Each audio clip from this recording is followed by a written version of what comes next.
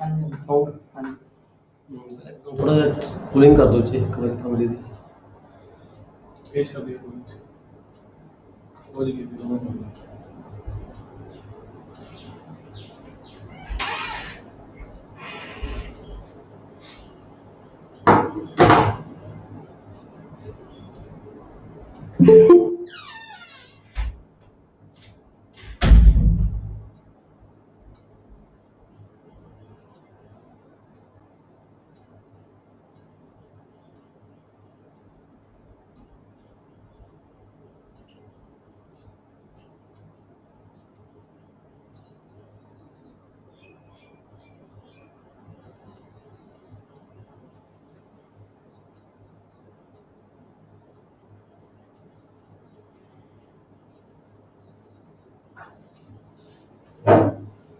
पता नहीं चलती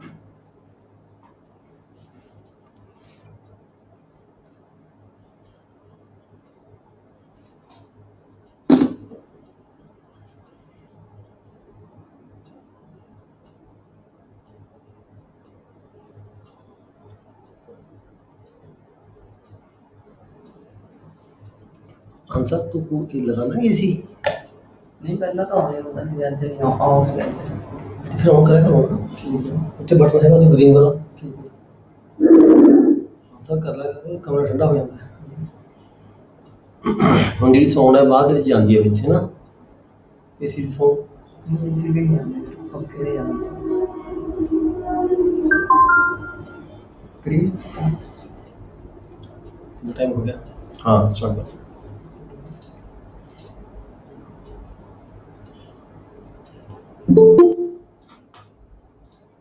स्पेक्स लाइट पे जी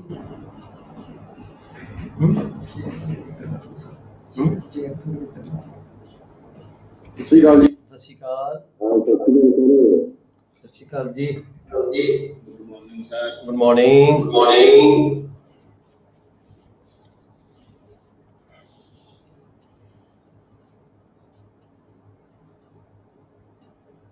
हाँ जी गुड मॉर्निंग सारे let us start today we will discuss national examination paper number 5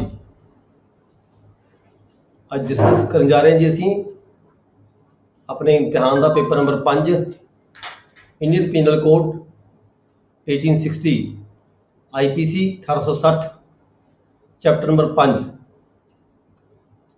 chapter number 5 की है जी chapter number 5 very important chapter है इन प्रैक्टिस ਦੇ ਵਿੱਚ रोजाना ਤੁਸੀਂ देखते हो ਵਰਤੋਂ ਵਿੱਚ ਆਂਦਾ ਹੈ ਜਿੱਥੇ ਕ੍ਰਾਈਮ ਹੁੰਦੇ ਆ ਕ੍ਰਿਮੀਨਲ ਐਕਟੀਵਿਟੀ ਕੋਈ ਹੁੰਦੀ ਹੈ ਕ੍ਰਿਮੀਨਲ ਦੇ ਦਾਅਵੇ ਚੱਲਦੇ ਆ ਮੁਕੱਦਮੇ ਚੱਲਦੇ ਆ FIR ਲਾਜ਼ ਹੁੰਦੀਆਂ ਨੇ ਉੱਥੇ ਤੁਸੀਂ ਦੇਖਦੇ ਹੋ ਰੂਟੀਨ ਦੇ ਵਿੱਚ ਇਹ ਆਪਾਂ ਦੇਖਣ ਨੂੰ ਮਿਲਦਾ ਹੈਗਾ ਵੀ ਜਿਹੜਾ ਸੈਕਸ਼ਨ ਇਹ ਜਿਹੜਾ ਚੈਪਟਰ 5 ਹੈ ਇਹ ਪ੍ਰੈਕਟੀਕਲ ਦੇ ਵਿੱਚ ਯੂਜ਼ ਹੁੰਦਾ ਹੈ ਅਬੈਟਮੈਂਟ ਇਹ ਲੀਗਲ ਵਰਡ ਹੈਗਾ ਅਬੈਟਮੈਂਟ ਪਹਿਲਾਂ ਤਾਂ ਅਸੀਂ ਜਾਣਦੇ ਹਾਂ ਵੀ ਅਬੈਟਮੈਂਟ ਕਿਹਨੂੰ ਕਹਿੰਦੇ ਕਿਹਾ ਜਾਂਦਾ ਹੈ ਇਹ ਅਬੈਟਮੈਂਟ ਦੇ ਨਾਲ ਜਿਹੜੇ ਕੁਝ ਅਫੈਂਸਸ ਹੈਗੇ ਨੇ ਅਬੈਟਮੈਂਟ ਕਿਵੇਂ ਕਿਵੇਂ ਕੀਤੀ ਜਾਂਦੀ ਹੈ ਕਿਸ ਤਰ੍ਹਾਂ ਅਬੈਟਮੈਂਟ ਹੁੰਦੀ ਹੈ ਠੀਕ ਹੈ ਇਹਦਾ ਦੋਸ਼ੀ ਕੌਣ ਹੁੰਦਾ ਹੈ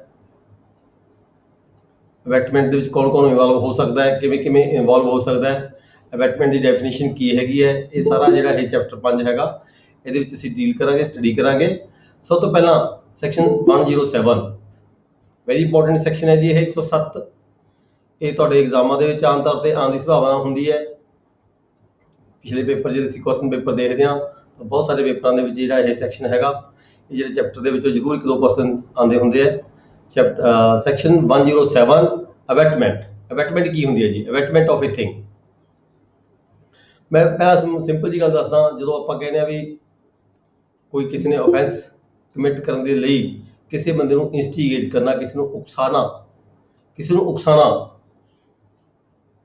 ਠੀਕ ਹੈ ਜਿਵੇਂ ਆਪਾਂ ਕਹਿ ਦਈਏ ਕੋਈ ਦੋ ਬੰਦੇ ਲੜ ਰਹੇ ਆਪਸ ਦੇ ਵਿੱਚ ਇੱਕ ਬੰਦੇ ਨੂੰ ਆਪਾਂ ਉਕਸਾ ਦਈਏ ਵੀ ਦੇਖੀ ਕਿਤੇ ਜਾਨ ਨਾ ਪਾਏ ਜਾਨ ਨਾ ਦੇਈ ਮਾਰ ਗੰਡਾਸਾ ਇਹ ਉਹ ਐਸਾ ਵੈਸਾ ਕਰਕੇ ਕਿਸੇ ਨੂੰ ਉਕਸਾਣਾ ਕਿਸੇ ਨੂੰ ਇਨਸਟੀਗੇਟ ਕਰਨਾ that is called ਅਬੈਟਮੈਂਟ ਕਿਸੇ ਆਫੈਂਸ ਦੇ ਲਈ ਕਿਸੇ ਜੁਰਮ ਦੇ ਲਈ ਕਿਸੇ ਦੂਸਰੇ ਬੰਦੇ ਨੂੰ ਕਿਸੇ ਵੀ ਗਲਤ ਤਰੀਕੇ ਦੇ ਨਾਲ ਮੈਲਾਫਾਈਡ ਇੰਟੈਂਸ਼ਨ ਦੇ ਨਾਲ ਦੂਜੇ ਨੂੰ ਨੁਕਸਾਨ ਪਹੁੰਚਾਉਣ ਦੀ ਖਾਤਰ ਠੀਕ ਹੈ ਜੀ ਕਿਸੇ ਇੱਕ ਬੰਦੇ ਨੂੰ ਕਿਸੇ ਤੀਜੇ ਬੰਦੇ ਨੂੰ ਨੁਕਸਾਨ ਪਹੁੰਚਾਉਣ ਦੀ ਖਾਤਰ ਜਦੋਂ ਅਸੀਂ ਉਕਸਾਉਂਦੇ ਹਾਂ ਤਾਂ ਉਸ ਨੂੰ ਅਬੈਟਮੈਂਟ ਕਿਹਾ ਜਾਂਦਾ ਹੈ ਅਬੈਟਮੈਂਟ ਦੇ ਅਬੈਟਮੈਂਟ ਦੀ ਜਿਹੜੀ ਪਰਿਭਾਸ਼ਾ ਹੈਗੀ ਹੈ ਇਹਦੇ ਥੋੜੇ ਡਿਫਰੈਂਸ ਦੇ ਨਾਲ ਹੈਗੀ ਹੈ, ਥੋੜਾ ਚੇਂਜ ਵੀ ਹੈਗੀ ਆਪਸ ਦੇ ਵਿੱਚ, ਉਹਨੂੰ ਸਮਝਣ ਦੀ ਵੀ ਲੋੜ ਹੈਗੀ ਹੈ। ਅਬੈਟਮੈਂਟ ਕੀ? ਅਬੈਟਮੈਂਟ ਫਸਟਲੀ ਕਿਹਨੂੰ ਕਹਿੰਦੇ ਆਪਾਂ? Instigates any person to do that thing, ਕੋਈ ਐਸਾ ਕੰਮ ਕਰਨ ਦੇ ਲਈ ਕਿਸੇ ਬੰਦੇ ਨੂੰ ਇੱਕ ਇੰਸਟੀਗੇਟ ਕਰਨਾ, ਉਕਸਾਣਾ ਵੀ ਇਹ ਕੰਮ ਕਰ ਦੇ, ਮਤਲਬ ਜੁਰਮ ਕੋਈ offense ਹੈ, ਕੋਈ offense ਕਮਿਟ ਕਰਨ ਦੇ ਲਈ ਕਿਸੇ ਬੰਦੇ ਨੂੰ ਉਕਸਾਣਾ, that is called abetment। ਦੂਸਰਾ ਕੀ ਹੈਗਾ? ਸੈਕੰਡਲੀ ਕਿਸੇ ਕੰਮ ਦੇ ਲਈ, ਗਲਤ ਕੰਮ ਦੇ ਲਈ ਕਿਸੇ ਵਿਅਕਤੀ ਦੇ ਨਾਲ ਅੰਗੇਜ ਹੋ ਜਾਣਾ, ਆਪਦੇ ਆਪ ਨੂੰ ਉਹਦੇ ਨਾਲ ਸ਼ਾਮਲ ਕਰ ਲੈਣਾ, ਜਿਵੇਂ ਕੌਨਸਪੀਰੇਸੀ ਕਹਿੰਦੇ ਆਪਾਂ, ਕਿਸੇ ਹੋਰ ਬੰਦੇ ਨਾਲ ਜਾਂ ਬੰਦਿਆਂ ਦੇ ਨਾਲ ਆਪਣੇ ਆਪ ਨੂੰ ਸ਼ਾਮਲ ਕਰ ਲੈਣਾ ਕੋਈ offense ਕਮਿਟ ਕਰਨ ਦੀ ਖਾਤਰ, ਠੀਕ ਹੈ। that is also a, ਉਹ offense ਕਿਦਾਂ ਦਾ ਹੋਣਾ ਚਾਹੀਦਾ ਹੈ? ਉਹ ਅਬੈਟਮੈਂਟ ਦੇ ਜਰੀਏ ਜਿਹੜਾ offense ਹੈ ਉਹ ਹੋਵੇ। offensement ਹੈ ਜੀ। ਸਤਿ ਸ਼੍ਰੀ ਅਕਾਲ। ਕੌਣ? ਗੁਰਜੰਟ ਬੋਲ ਰਹੇ? ਹਾਂਜੀ ਹਾਂਜੀ Gurjant ji, Indian penal code IPC Indian penal code criminal law पढ़ रहे हैं, पेपर नंबर 5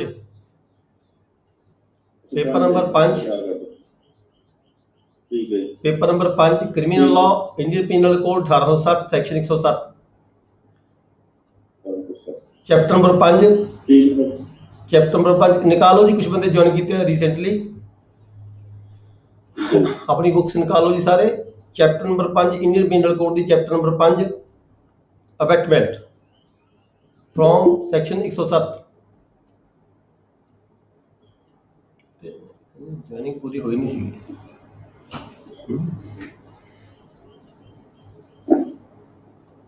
अपनी अपनी बुक्स खोलो जी प्लीज। इंडियन पीनल कोड 1860 ਦਾ ਜਿਹੜਾ ਚੈਪਟਰ ਹੈਗਾ 5 ਨੰਬਰ ਚੈਪਟਰ ਹੈ ਅਬੈਟਮੈਂਟ, ਸੈਕਸ਼ਨ 107 ਤੋਂ ਸਟਾਰਟ ਹੁੰਦਾ ਹੈ।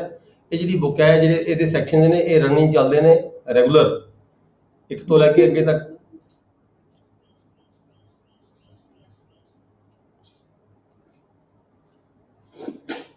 ठीक है जी। Indian penal code 1860 chapter number 5 section 107 abetment. हाँ जी सर पेज नंबर दसो कितना ਤੁਹਾਡਾ? पेज नंबर ਤਾਂ ਮੈਚ ਨਹੀਂ ਕਰਦੇ, ਮੇਰੇ ਕੋਲ ਤਾਂ पेज नंबर 30 ਹੈ। पेज नंबर ਤਾਂ ਮੈਚ ਨਹੀਂ ਕਰਦੇ, ਕਿਸੇ ਕੋਲ ਪੰਜਾਬੀ ਦੀਆਂ ਬੁੱਕਸ ਨੇ, ਕਿਸੇ ਕੋਲ ਇੰਗਲਿਸ਼ ਦੀਆਂ ਬੁੱਕਸ ਨੇ, ਕਿਸੇ ਕੋਲ ਵੇਅਰ ਐਕਟ ਨੇ, ਠੀਕ ਹੈ। 107 ਨੰਬਰ ਕੱਢ ਲਓ, ਰਨਿੰਗ ਚੱਲਦਾ ਹੈ, running 107 number section, running 107 number ਤੇ ਪਹੁੰਚੋ ਸਿੱਧਾ ਡਾਇਰੈਕਟ ਉੱਪਰ। हर पेज के कॉर्नर के ऊपर लिखा है होंगे सैक्शन नंबर, ठीक है।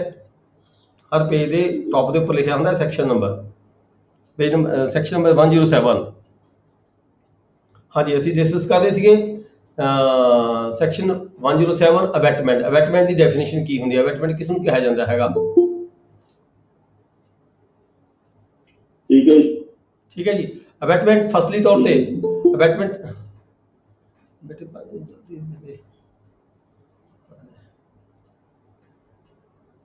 ने ज्वाइन कर रहे हैं जी, है ना। हाँ जी, अबैटमेंट की डेफिनेशन गल कर रहे हैं। फर्स्ट नंबर ते अबैटमेंट कहने उसनों जो कोई व्यक्ति किसी दूसरे व्यक्ति को इंस्टीगेट करता है, पसंद है कोई ऑफेंस करने की खातर, जो एक व्यक्ति दूजे ए व्यक्ति बी व्यक्ति को उकसाउंदा है, किसी सी या डी को किसी थर्ड परसन को नुकसान पहुँचाने की खातर जो किसी को इंस्टीगेट किया जाता है, उकसाया जाता है, उसनों असीं अबैटमेंट कहने आ। दूसरा जिहड़ा हैगा सैकंडली अबैटमेंट, उन्होंने भी असीं अबैटमेंट कहांगे जो कोई व्यक्ति अपने आप को किसी होर व्यक्ति के नाल इनवॉल्व हो जाए, शामिल होके फिर किसी को अबैटमेंट की जाए, फिर किसी को उकसाया जाए किसी थर्ड परसन का नुकसान करने की खातर, ठीक है जी, उन्होंने भी असीं अबैटमेंट कहने आ। या फिर थर्डली तौर पर की है इंटेंशनली एड्स बाय एक्ट और ओमिशन, जानबूझ के मैलाफाइड टेंशन के नाल किसी को एड कर दे, किसी की हैल्प कर दे, या कोई काम उन्हें करना सी, ड्यूटी बाउंड सी, वो करे ना, ठीक है जी, ड्यूटी बाउंड सी काम वो करे ना, कोई मैटर उन्हें डिस्कलोज करना सीगा, वो मैटर डिस्कलोज ना करे, चुप कर दे, या काम कर दे कोई ऐसा मैलाफाइड टेंशन के नाल, मतलब that is also called abetment, offence जिहदे नाल कमिट होए। इसकी एक्सप्लेनेशन है expression 1, a person who by wilful misrepresentation, ਜਾਣਬੁੱਝ ਕੇ ਕੋਈ ਕਿਸੇ ਨੂੰ ਮਿਸ ਰਿਪਰੈਜ਼ੈਂਟ ਕਰਦਾ ਹੈ, ਜਿਵੇਂ ਕੋਈ ਪੁਲਿਸ ਆਫੀਸਰ ਹੈ ਉਹਨੂੰ ਆਪਾਂ ਗਲਤ ਬਿਆਨੀ ਕਰ ਦਿੰਦੇ ਹਾਂ ਵੀ ਨਹੀਂ ਯਾਰ ਰਸਤਾ ਤਾਂ ਉੱਧਰ ਜਾਂਦਾ ਹੈ, ਠੀਕ ਹੈ। ਆ ਬੰਦਾ ਕੋਈ ਭੱਜਿਆ ਹੋਇਆ, ਉਹ ਬੰਦਾ ਭੱਜ ਗਿਆ ਇਸ ਗਲੀ ਦੇ ਵਿੱਚ, ਉਹਨੇ ਕਹਿਤਾ ਜਾਣਬੁੱਝ ਕੇ ਇਸ ਗਲੀ ਦੇ ਵਿੱਚ ਭੱਜ ਗਿਆ ਤਾਂ ਕਿ ਪੁਲਿਸ ਵਾਲਾ ਉਹਨੂੰ ਪਕੜਨ ਦੀ ਖਾਤਰ ਉਸ ਗਲੀ ਚਲਾ ਜਾਵੇ। ਦਿਟ ਇਜ਼ ਆਲਸੋ ਮਿਸ ਰਿਪਰੈਜ਼ੈਂਟੇਸ਼ਨ, ਗਲਤ ਬਿਆਨੀ ਕਰਨੀ। ਅ ਪਰਸਨ ਹੂ ਬਾਈ ਬਿਲਫੁਲ ਜਾਣਬੁੱਝ ਕੇ ਮਿਸ ਰਿਪਰੈਜ਼ੈਂਟੇਸ਼ਨ ਔਰ ਬਿਲਫੁਲ ਕੰਸੀਲਮੈਂਟ, ਜਾਂ ਫਿਰ ਜਾਣ ਕੇ ਚੋਰੀ ਕਰ ਲੈਂਦਾ, ਛੁਪਾ ਲੈਂਦਾ ਗੱਲ ਨੂੰ, ਦੱਸਦਾ ਨਹੀਂ ਹੈਗਾ ਜਾਣਬੁੱਝ ਕੇ। ਪੁੱਛਿਆ ਉਸਨੇ ਕਿਸੇ ਨੇ ਮੇਰੀ ਫਲਾਣਾ ਬੰਦਾ ਕਿੱਧਰ ਨੂੰ ਗਿਆ, ਉਹ ਜਾਣਬੁੱਝ ਕੇ ਚੁੱਪ ਕਰ ਜਾਵੇ, ਦੱਸ ਦੇਵੇ, ਪਤਾ ਹੋਣ ਦੇ ਬਾਵਜੂਦ ਵੀ ਜਾਣ ਕੇ ਕੰਸੀਲ ਕਰ ਲੈ ਫੈਕਟ ਨੂੰ, ਵਿਚ he is bound to do disclose, ਉਹਦੀ ਜ਼ਿੰਮੇਵਾਰੀ ਬਣਦੀ ਹੋਵੇ ਦੱਸਣ ਦੀ, ਪਰ ਉਹ ਦੱਸੇ ਨਾ, voluntarily do the thing said to be instigate to ਦਾ, ਤਾਂ ਉਹ ਇਹਦੇ ਤੋਂ ਇਹ ਪ੍ਰਜ਼ਿਊਮ ਕੀਤਾ ਜਾਵੇਗਾ ਵੀ ਉਸ ਬੰਦੇ ਨੇ ਜਾਣਬੁੱਝ ਕੇ ਦੂਜੇ ਨੂੰ ਨੁਕਸਾਨ ਪਹੁੰਚਾਉਣ ਦੀ ਖਾਤਰ ਜਾਂ ਦੂਜੇ ਨੂੰ ਬਚਾਉਣ ਦੀ ਖਾਤਰ, ਠੀਕ ਹੈ, ਕੋਈ ਅਫੈਂਸ ਕੀਤਾ ਹੈਗਾ, ਤਾਂ ਉਸ ਨੂੰ ਵੀ ਅਸੀਂ ਅਬੈਟਮੈਂਟ ਦੀ ਪਰਿਭਾਸ਼ਾ ਵਿੱਚ ਗਿਣਦੇ ਹੈਗੇ ਆ। ਜਿਵੇਂ ਆਪਾਂ ਇੱਕ ਐਗਜ਼ਾਮਪਲ ਕਰ ਲਈਏ, ਐਗਜ਼ਾਮਪਲ ਕੀ ਹੈ, ਇਹ ਪੁਲਿਸ ਆਫੀਸਰ ਹੈ, ਉਹਦੇ ਕੋਲ ਵਾਰੰਟ ਨੇ ਕਿਸੇ ਕੋਰਟ ਦੇ, ਠੀਕ ਹੈ, ਉਹ ਕਨਫਾਈਨ ਕਰਨਾ ਚਾਹੁੰਦਾ, ਕਿਹਨੂੰ ਕਰਨਾ ਚਾਹੁੰਦਾ ਹੈ, ਵਾਰੰਟ ਅਗੇਂਸਟ ਜੈਡ ਨੂੰ ਕਨਫਾਈਨ ਕਰਨਾ ਚਾਹੁੰਦਾ, ਅਰੈਸਟ ਕਰਨੀ ਚਾਹੁੰਦਾ ਹੈਗਾ। ਉੱਥੇ ਬੀ ਖੜਾ ਹੈ, ਬੀ ਨੂੰ ਪਤਾ ਹੈ ਵੀ ਜੈਡ ਕੌਣ ਹੈ, ਪਰ ਜਾਣਬੁੱਝ ਕੇ B knowingly ਰਿਪਰੈਜ਼ੈਂਟਸ C,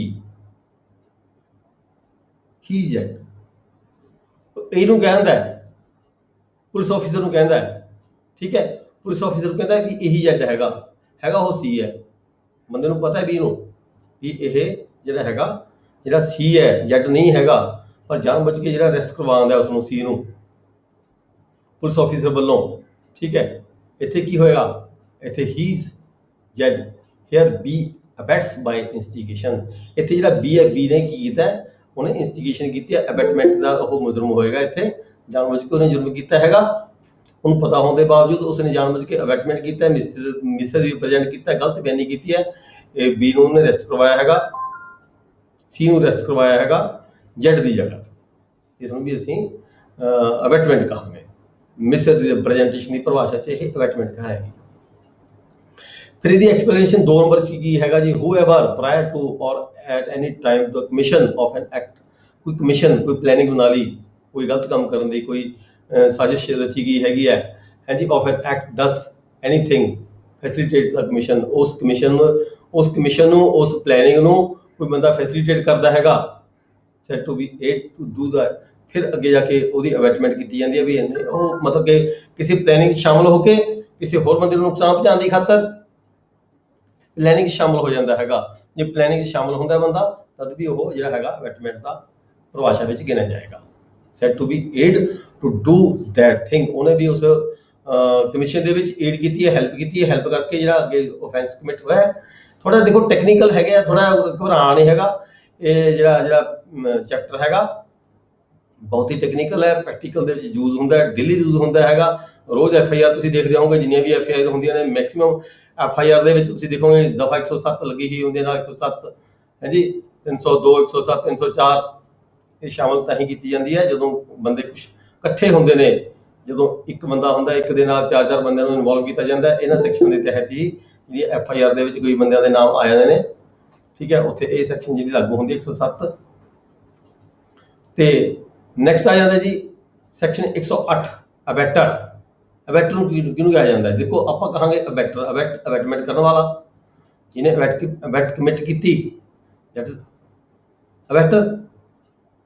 A person abets on offense either commission or of an offense committed by person same intention or knowledge। abettor ਕੌਣ ਹੋਏਗਾ?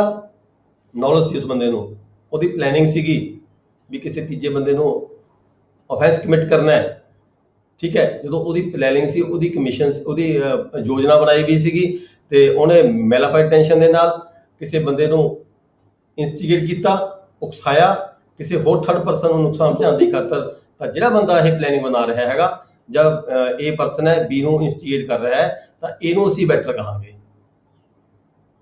ਇਹਨੂੰ ਅਸੀਂ ਅਬੈਟਰ ਕਹਾਂਗੇ। ਇਹਦੇ ਵਿੱਚ ਕੀ ਜੁਰਮ ਕੀ ਹੁੰਦਾ ਹੈ? ਜੁਰਮ ਉਹੀ ਹੁੰਦਾ ਜਿਹੜਾ ਸਪੈਸੀਫਾਈ ਕੀਤਾ ਹੋਵੇ, ਨਹੀਂ ਤਾਂ ਜਿਸ ਜੁਰਮ ਦੀ ਜੋ ਜੁਰਮ ਕਮਿਟ ਕੀਤਾ ਕਿਸੇ ਨੇ, ਜਿਹਨੂੰ ਇੰਸਟੀਗੇਟ ਕੀਤਾ ਗਿਆ ਸੀਗਾ, ਇਹਨੇ ਬੀ ਨੂੰ ਇੰਸਟੀਗੇਟ ਕੀਤਾ, ਬੀ ਨੇ ਅਫੈਂਸ ਕਮਿਟ ਕੀਤਾ, ਬੀ ਨੂੰ ਜਿੰਨੀ ਸਜ਼ਾ ਹੋਏਗੀ ਅਫੈਂਸ ਦੀ, ਉਸ ਅਫੈਂਸ ਦੀ ਜੋ ਸਜ਼ਾ ਹੋਏਗੀ ਤਾਂ ਉਹੀ ਅਬੈਟਰ ਨੂੰ ਵੀ ਸਜ਼ਾ ਹੋਏਗੀ ਇਹਦੇ ਨਾਲ ਹੀ, ठीक है जी। ਅਬੈਟਰ ਕਹਿੰਦੇ ਆ ਕਿਸ ਨੂੰ, ਜਿਹੜਾ ਬੰਦਾ ਅਬੈਟਮੈਂਟ ਕਰਦਾ ਹੈ, ਕਿਸੇ ਨੂੰ ਇਨਸਟੀਗੇਟ ਕਰਦਾ ਹੈ, ਉਹਨੂੰ ਅਸੀਂ ਅਬੈਟਰ ਕਹਿੰਦੇ ਆ। ਐਕਸਪਲੇਨੇਸ਼ਨ 1 ਇਹਦੇ ਵਿੱਚ 108 ਦੀ ਐਕਸਪਲੇਨੇਸ਼ਨ 1 ਹੈਗੀ ਹੈ, the abetment of the illegal omission may amount an offence. Illegal omission, omission, illegal omission, omission ਕੀ ਹੁੰਦੀ ਹੈ, ਐਕਟ ਕੀ ਹੁੰਦਾ ਹੈ। ਦੇਖੋ ਥੋੜਾ ਸਮਝੋ ਇਹਦੇ ਵਿੱਚ, ਐਕਟ ਤਾਂ ਉਹ ਹੁੰਦਾ ਜਦੋਂ ਕੋਈ ਕੰਮ ਕਰ ਦਿੱਤਾ, ऑफेंस कर दिता, ठीक है, वो तो हो गया एक्ट। ओमिशन की होंदी है, ओमिशन जो असी सानू करना चाहिए सी पर असी नहीं किया। किसी पुलिस ऑफिसर की ड्यूटी सीगी, किसी गनमैन की ड्यूटी सीगी, ठीक है, उन्हें अपनी ड्यूटी नहीं निभाई, उन्हें होने दी पर मूँह कर लिया, दैट इज ओमिशन, वो असी ओमिशन कहने। ठीक है, ਇਹਦੇ ਵਿੱਚ ਐਕਸਪਲੇਨੇਸ਼ਨ 1 ਕੀ ਹੈ, the abatement of the illegal omission, ਕਿਸੇ ਗੈਰ ਕਾਨੂੰਨੀ ਅਮਿਸ਼ਨ ਕਰਦੇ ਨਹੀਂ, ਕਿਸੇ ਗੈਰ ਕਾਨੂੰਨੀ ਕੰਮ ਨੂੰ ਜਿਹੜੇ ਨੂੰ ਉਹ ਬਾਉਂਡ ਨਹੀਂ ਕੀਤਾ ਗਿਆ ਉਸ ਵਿਅਕਤੀ ਵੱਲੋਂ, ਮੇ ਅਮਾਉਂਟ ਐਨ ਅਫੈਂਸ, ਉਹ ਵੀ ਇੱਕ ਅਫੈਂਸ ਮੰਨਿਆ ਜਾਂਦਾ ਹੈਗਾ, ਬੇਸ਼ੱਕ ਉਹਨੇ ਅਫੈਂਸ ਕਮਿਟ ਨਹੀਂ ਕੀਤਾ। ਹੁਣ ਆਪਾਂ ਕਹਾਂਗੇ ਚੋਰ ਅੰਦਰ ਵੜ ਗਏ ਜਾਂ ਡਾਕੂ ਅੰਦਰ ਵੜ ਗਏ ਬੈਂਕ ਦੇ ਵਿੱਚ, ਜਿਹੜੇ ਬੰਦੇ ਦੀ ਡਿਊਟੀ ਸੀਗੀ ਉੱਥੇ ਖੜਾ ਸੀ, ਗਨਮੈਨ ਸੀ, ਉਹਨੇ ਦੇਖ ਕੇ ਮੂੰਹ ਪਰਾਂ ਕਰ ਲਿਆ ਜਾਂ ਯਾਰ ਪਰਾਂ ਚਲਾ ਗਿਆ, ਕਿਸੇ ਹੋਰ ਕੰਮ ਲਈ ਜਾਣ ਬੁੱਝ ਕੇ ਚਲਾ ਗਿਆ, ਠੀਕ ਹੈ, ਦੈਟ ਇਜ਼ ਆਲਸੋ ਅਫੈਂਸ, ਉਹਨੇ ਅਫੈਂਸ ਕਮਿਟ ਕੀਤਾ। ਇੱਥੇ ਅਸੀਂ ਇੱਥੇ ਇਹ ਨਹੀਂ ਕਹਾਂਗੇ ਵੀ ਉਹਦਾ ਕੋਈ ਜੁਰਮ ਨਹੀਂ ਹੈ, ਉਹਦਾ ਕੋਈ ਉਹ ਮੁਜਰਮ ਨਹੀਂ ਬਣੇਗਾ, ਦੈਟ ਇਜ਼ ਆਲਸੋ ਅਫੈਂਸ। ਠੀਕ ਹੈ, ਇੱਥੇ ਅਬੈਟਮੈਂਟ ਉਹਨੇ ਵੀ ਕੀ ਹੈ, ਉਹਨੇ ਵੀ ਜਿਹੜਾ ਜੁਰਮ ਹੈ ਹੋਣ ਦਿੱਤਾ, ਇੱਥੇ ਆ ਕੇ ਉਹ ਵੀ ਅਬੈਟਮੈਂਟ ਦੀ ਪਰਿਭਾਸ਼ਾ ਚ ਆ ਜਾਂਦਾ ਹੈ। ਉਹਦੀ ਜ਼ਿੰਮੇਵਾਰੀ ਬਣਦੀ ਸੀ ਲੀਗਲੀ ਤੌਰ ਤੇ, ਉਹ ਬਾਉਂਡ ਸੀਗਾ ਕੋਈ ਕੰਮ ਨੂੰ ਰੋਕਣ ਦੇ ਲਈ, ਪਰ ਉਹਨੇ ਅਬੈਟਮੈਂਟ ਕੀਤੀ ਹੈ। ਅਬੈਟਮੈਂਟ ਕਾਹਦੀ ਹੈ, ਉਹਨੇ ਓਮਿਸ਼ਨ ਕੀਤੀ ਹੈ, ਜਿਹੜਾ ਐਕਟ ਨੂੰ ਕਰਨਾ ਚਾਹੀਦਾ ਸੀਗਾ ਉਹਨੇ ਨਹੀਂ ਕੀਤਾ। ਇੱਥੇ ਆ ਕੇ ਉਹ ਵੀ the act of the illegal omission, illegal omission, ਗੈਰ ਕਾਨੂੰਨੀ ਤੌਰ ਤੇ ਉਹਨੇ ਪਰਾਂ ਕੀਤਾ ਮੂੰਹ, ਜੋ ਕਿ ਉਹਨੂੰ ਨਹੀਂ ਸੀ ਕਰਨਾ ਚਾਹੀਦਾ। ਉਹਨੇ ਕਿਹਾ ਵੀ ਹੋ ਜਾਓ ਅੰਦਰ ਵੜ ਜਾਓ, ਕਰ ਲਓ ਚੋਰੀ। ਠੀਕ ਹੈ ਜੀ। ਇਸੇ ਤਰੀਕੇ ਜਿਹੜੀ ਐਕਸਪਲੇਨੇਸ਼ਨ ਨੰਬਰ 2 ਹੈਗੀ ਆ, ਉਹ ਕੀ ਕਹਿੰਦਾ, not necessary that the act abetted should be committed. ਦੇਖੋ ਇੱਥੇ ਆ ਕੇ ਐਕਸਪਲੇਨੇਸ਼ਨ 2 ਚ ਕੀ ਕਹਿੰਦਾ ਹੈ, ਐਕਸਪਲੇਨੇਸ਼ਨ 2 ਦੇ ਵਿੱਚ ਇਹ ਕਹਿੰਦਾ ਵੀ ਅਬੈਟਮੈਂਟ ਤਾਂ ਕੀਤੀ ਪਰ ਜਿਹੜਾ ਐਕਟ ਸੀਗਾ ਅੱਗੇ ਜਾ ਕੇ ਨਹੀਂ ਹੋ ਪਾਇਆ, ਅਫੈਂਸ ਨਹੀਂ ਹੋ ਪਾਇਆ। ਕਿਸੇ ਬੰਦੇ ਨੂੰ ਕਿਹਾ ਪਲੈਨਿੰਗ ਬਣਾ ਲਈ, ਏ ਨੇ ਬੀ ਦੇ ਨਾਲ ਪਲੈਨਿੰਗ ਬਣਾਈ, ਬੀ ਨੂੰ ਇੰਸਟੀਗੇਟ ਕੀਤਾ, ਠੀਕ ਹੈ, ਪਰ ਜਿਹੜਾ ਬੀ ਸੀਗਾ ਉਹ ਜੁਰਮ ਕਰਨ ਲਈ, ਅਫੈਂਸ ਕਰਨ ਦੇ ਲਈ ਗਿਆ, ਪਰ ਅਫੈਂਸ ਉਹ ਕਮਿਟ ਨਹੀਂ ਕਰ ਪਾਇਆ। ਇੱਥੇ ਜਿਹੜਾ ਏ ਹੈਗਾ, ਜੇ ਇਹ ਪਤਾ ਲੱਗਦਾ ਹੈ ਪਲੈਨਿੰਗ ਦੇ ਵਿੱਚ ਜਦੋਂ ਇਨਕੁਆਇਰੀ ਹੁੰਦੀ ਹੈ, ਤਾਂ ਜਿਹੜਾ ਏ ਹੈ, ਏ ਦਾ ਜਿਹੜਾ ਹੈਗਾ ਅਫੈਂਸ ਐਜ਼ ਏ ਅਬੈਟਮੈਂਟ ਉਹ ਪਨਿਸ਼ੇਬਲ ਹੋਏਗਾ ਇਹਦੇ ਲਈ। ਬੇਸ਼ੱਕ ਜਿਹੜਾ ਐਕਟ ਹੈ, ਬੇਸ਼ੱਕ ਅਫੈਂਸ ਹੈ, ਕਮਿਟ ਹੋਇਆ ਬੇਸ਼ੱਕ ਨਹੀਂ ਹੋਇਆ। ਇਹ ਕੋਈ ਜ਼ਰੂਰੀ ਨਹੀਂ ਹੈਗਾ ਵੀ ਜੁਰਮ ਹੋ ਗਿਆ ਹੋਵੇ, ਇਹ ਕੋਈ ਜ਼ਰੂਰੀ ਨਹੀਂ ਹੈਗਾ ਮਰਡਰ ਕਰਨ ਲਈ ਕਿਸੇ ਨੂੰ ਭੇਜਿਆ ਮਰਡਰ ਹੋ ਗਿਆ ਹੋਵੇ, ਠੀਕ ਹੈ, ਇਹ ਨਹੀਂ ਕੋਈ ਜ਼ਰੂਰੀ ਵੀ ਕਿਸੇ ਦੀ ਗਰੀਬੀ ਸੱਟ ਮਾਰਨ ਦੇ ਲਈ ਕਿਸੇ ਨੂੰ ਭੇਜਿਆ ਤੇ ਸੱਟ ਉਹਦੇ ਵੱਜ ਗਈ ਹੋਵੇ, ਪਰ ਜਿਹੜਾ ਇਹ ਹੈਗਾ ਉਹ ਅਬੈਟਰ ਹੈ, ਉਹ ਪਨਿਸ਼ੇਬਲ ਹੈਗਾ ਅਬੈਟਮੈਂਟ ਦੇ। ਦੈਨ ਇਹਦੀ ਐਗਜ਼ਾਮਪਲ ਆ ਜਾਂਦੀ ਹੈ ਏ, ਜਿਵੇਂ ਏ ਇਨਸਟੀਗੇਟਸ ਬੀ ਟੂ ਮਰਡਰ ਸੀ। ਇਹ ਇਨਸਟੀਗੇਟ ਕਰਦਾ ਬੀ ਨੂੰ ਵੀ ਸੀ ਨੂੰ ਮਾਰਨਾ ਹੈ, ਠੀਕ ਹੈ, ਬੀ ਰਿਫਿਊਜ਼ਸ ਟੂ ਡੂ ਸੋ, ਪਰ ਬੀ ਕੀ ਕਹਿੰਦਾ ਹੈ, ਉਹ ਮਨਾ ਕਰ ਦਿੰਦਾ ਹੈ ਵੀ ਮੈਂ ਨਹੀਂ ਮਾਰਦਾ, ਉਹਦੇ ਨਾਲ ਸਹਿਮਤ ਨਹੀਂ ਹੁੰਦਾ। A is guilty of abetting B to commit murder. ਇੱਥੇ ਜਿਹੜਾ ਏ ਹੈਗਾ ਉਹਦੇ ਤੇ ਇਹ ਜਿਹੜਾ ਅਫੈਂਸ ਹੈ ਲੱਗੇਗਾ, ਠੀਕ ਹੈ, ਉਹਦੇ ਤੇ ਧਾਰਾ ਲੱਗੇਗੀ 107 ਦੀ, 108 ਦੀ, ਤੇ ਉਹ ਜਿਹੜਾ ਹੈਗਾ ਪਨਿਸ਼ੇਬਲ ਹੋਏਗਾ ਕਾਹਦੇ ਲਈ, ਅਬੈਟਮੈਂਟ ਦੇ ਲਈ। ਜੇ ਇਹ ਸਾਜ਼ਿਸ਼ ਦਾ ਪਤਾ ਚੱਲ ਜਾਂਦਾ ਹੈ ਵੀ ਏ ਨੇ ਬੀ ਨੂੰ ਅਬੈਟ ਕੀਤਾ ਸੀਗਾ, ਇੰਸਟੀਗੇਟ ਕੀਤਾ ਸੀਗਾ ਸੀ ਦਾ ਮਰਡਰ ਕਰਨ ਦੀ ਖਾਤਰ, ਪਰ ਬੀ ਰਿਫਿਊਜ਼ ਕਰ ਗਿਆ, ਠੀਕ ਹੈ, but he has committed the crime. A ਨੇ ਕ੍ਰਾਈਮ ਕਮਿਟ ਕੀਤਾ ਹੈ, ਬੇਸ਼ੱਕ ਬੀ ਨੇ ਮੰਨਿਆ, ਬੇਸ਼ੱਕ ਬੀ ਨੇ ਨਹੀਂ ਮੰਨਿਆ। ਦੈਨ ਐਗਜ਼ਾਮਪਲ 2 ਆ ਜਾਂਦੀ ਹੈ, ਏ instigates B to murder D. ਏ ਨੇ ਇੰਸਟੀਗੇਟ ਕੀਤਾ ਬੀ ਨੂੰ ਵੀ ਡੀ ਦਾ ਮਰਡਰ ਕਰ ਦੋ, ਠੀਕ ਹੈ, ਉਕਸਾਇਆ, ਕਿਸੇ ਵੀ ਤਰੀਕੇ ਨਾਲ ਉਕਸਾਇਆ। ਉਕਸਾਉਣ ਦੇ ਤਰੀਕੇ ਦੇਖੋ ਆਪਾਂ ਦੇਖਦੇ ਹਾਂ, ਆਪਾਂ ਸੋਸਾਇਟੀ 'ਚ ਰਹਿੰਦੇ ਹਾਂ, ਕਿੰਨੇ ਵੀ ਤਰੀਕੇ ਹੋ ਸਕਦੇ ਨੇ ਕਿਸੇ ਨੂੰ ਉਕਸਾਉਣ ਦੇ, ਠੀਕ ਹੈ। ਤਾਂ ਕੀ ਕਰਦਾ ਹੈ ਜਿਹੜਾ ਹੈਗਾ ਬੀ, ਕੀ ਕਰਦਾ ਹੈ, ਉਹ ਚਾਕੂ ਮਾਰਦਾ ਉਹਦੇ ਡੀ ਦੇ। ਏ ਨੇ ਬੀ ਨੂੰ ਇੰਸਟੀਗੇਟ ਕੀਤਾ ਵੀ ਡੀ ਦਾ ਮਰਡਰ ਕਰਨਾ ਹੈ, ਬੀ ਨੇ ਕੀ ਕੀਤਾ, ਉਹਦੇ ਚਾਕੂ ਮਾਰਿਆ ਡੀ ਦੇ। ਫਿਰ ਕੀ ਹੋਇਆ ਉਸ ਤੋਂ ਬਾਅਦ, डी ਨੂੰ ਜਦੋਂ ਵਾਉਂਡਸ ਹੋ ਗਏ, ਜ਼ਖਮ ਹੋ ਗਏ, ਠੀਕ ਹੈ, ਉਹਦੀ ਰਿਕਵਰੀ ਹੋ ਗਈ। ਇੱਥੇ ਕੀ ਹੋਏਗਾ, ਜਿਹੜਾ ਏ ਹੈਗਾ ਇੰਸਟੀਗੇਟਿੰਗ ਬੀ ਟੂ ਕਮਿਟ ਮਰਡਰ, ਠੀਕ ਹੈ, ਇੱਥੇ ਜਿਹੜਾ ਏ ਹੈਗਾ ਉਸਨੇ ਉਹਨੂੰ ਮਰਡਰ ਕਰਨ ਦੇ ਲਈ ਮਤਲਬ ਇੰਸਟੀਗੇਟ ਕੀਤਾ ਸੀਗਾ। ਜਿਹੜਾ ਏ ਹੈ ਇਹਦੇ ਉੱਪਰ ਇਹ ਸੈਕਸ਼ਨ ਲੱਗੇਗੀ ਵੀ ਉਹਨੇ ਮਰਡਰ ਕਮਿਟ ਕਰਨ ਦੇ ਲਈ ਏ ਨੂੰ ਇੰਸਟੀਗੇਟ ਕੀਤਾ ਹੈ, ਉਹਦੇ ਤੇ ਮਰਡਰ ਦੀ ਧਾਰਾ ਲੱਗੇਗੀ ਇਹਦੇ ਉੱਪਰ, ਠੀਕ ਹੈ ਜੀ। ਨੈਕਸਟ ਆ ਗਿਆ ਇਹਦੀ ਐਕਸਪਲੇਨੇਸ਼ਨ 3। ਇਹ ਦੇਖੋ ਇੱਕ ਇੱਕ ਵਰਡ ਦੇ ਵਿੱਚ, ਇੱਕ ਇੱਕ ਲਾਈਨ ਦੇ ਵਿੱਚ ਡਿਫਰੈਂਸ ਆਈ ਜਾਂਦਾ ਹੈਗਾ। ਐਕਸਪਲੇਨੇਸ਼ਨ 3 ਨੰਬਰ ਕੀ ਕਹਿੰਦੀ ਹੈ, 108 ਸੈਕਸ਼ਨ ਪੜ੍ਹ ਰਹੇ ਹਾਂ ਅਸੀਂ। ਐਕਸਪਲੇਨੇਸ਼ਨ ਨੰਬਰ 3, ਐਕਸਪਲੇਨੇਸ਼ਨ ਦਾ ਮਤਲਬ ਕੀ ਹੈ, ਕਿਸੇ ਚੀਜ਼ ਨੂੰ ਹੋਰ ਐਕਸਪਲੇਨ ਕਰਨਾ, ਕਿਸੇ ਫੈਕਟਸ ਨੂੰ ਹੋਰ ਐਕਸਪਲੇਨ ਕਰਨਾ। ਐਕਸਪਲੇਨੇਸ਼ਨ 1 ਦੇ ਵਿੱਚ ਕੀ ਸੀਗਾ, ਪੜ੍ਹਿਆ ਅਬੈਟਮੈਂਟ ਲੀਗਲ ਓਮਿਸ਼ਨ। ਦੇਖੋ ਮੈਂ ਦੁਬਾਰਾ ਫਿਰ ਕਲੀਅਰ ਕਰ ਦਵਾਂ, ਐਕਸਪਲੇਨੇਸ਼ਨ 1 ਦੇ ਵਿੱਚ ਸੀਗਾ ਓਮਿਸ਼ਨ ਸੀਗੀ, ਓਮਿਸ਼ਨ ਮਤਲਬ ਚੁੱਪ ਕਰ ਗਿਆ, ਉਹ ਕੰਮ ਨੂੰ ਹੋਣ ਦਿੱਤਾ, ਠੀਕ ਹੈ। ਐਕਸਪਲੇਨੇਸ਼ਨ 2 ਦੇ ਵਿੱਚ ਕੀ ਸੀਗਾ, ਐਕਸਪਲੇਨੇਸ਼ਨ 2 ਦੇ ਵਿੱਚ ਸੀਗਾ ਵੀ ਨਾਟ ਨੈਸੈਸਰੀ ਵੀ ਜਿਹੜਾ ਆਫੈਂਸ ਹੈ ਕਮਿਟ ਹੋ ਗਿਆ ਹੋਵੇ ਜਾਂ ਨਾ ਹੋ ਗਿਆ ਹੋਵੇ। ਆਫੈਂਸ ਤਾਂ ਕਮਿਟ ਨਹੀਂ ਹੋਇਆ, ਬੇਸ਼ੱਕ ਇਹਨੇ ਵੀ ਇਹਨੂੰ ਇੰਸਟੀਗੇਟ ਕੀਤਾ ਪਰ ਵੀ ਤੋਂ ਜਿਹੜਾ ਆਫੈਂਸ ਸੀ ਕਮਿਟ ਨਹੀਂ ਹੋਇਆ, ਪਰ ਇਹ ਇਜ਼ ਲਾਇਬਲ ਟੂ ਪਨਿਸ਼ਮੈਂਟ, ਠੀਕ ਹੈ। ਹੁਣ ਐਕਸਪਲੇਨੇਸ਼ਨ 3 ਕੀ ਕਹਿੰਦੀ ਹੈ, it is not necessary person abetted capable of law by committing offence.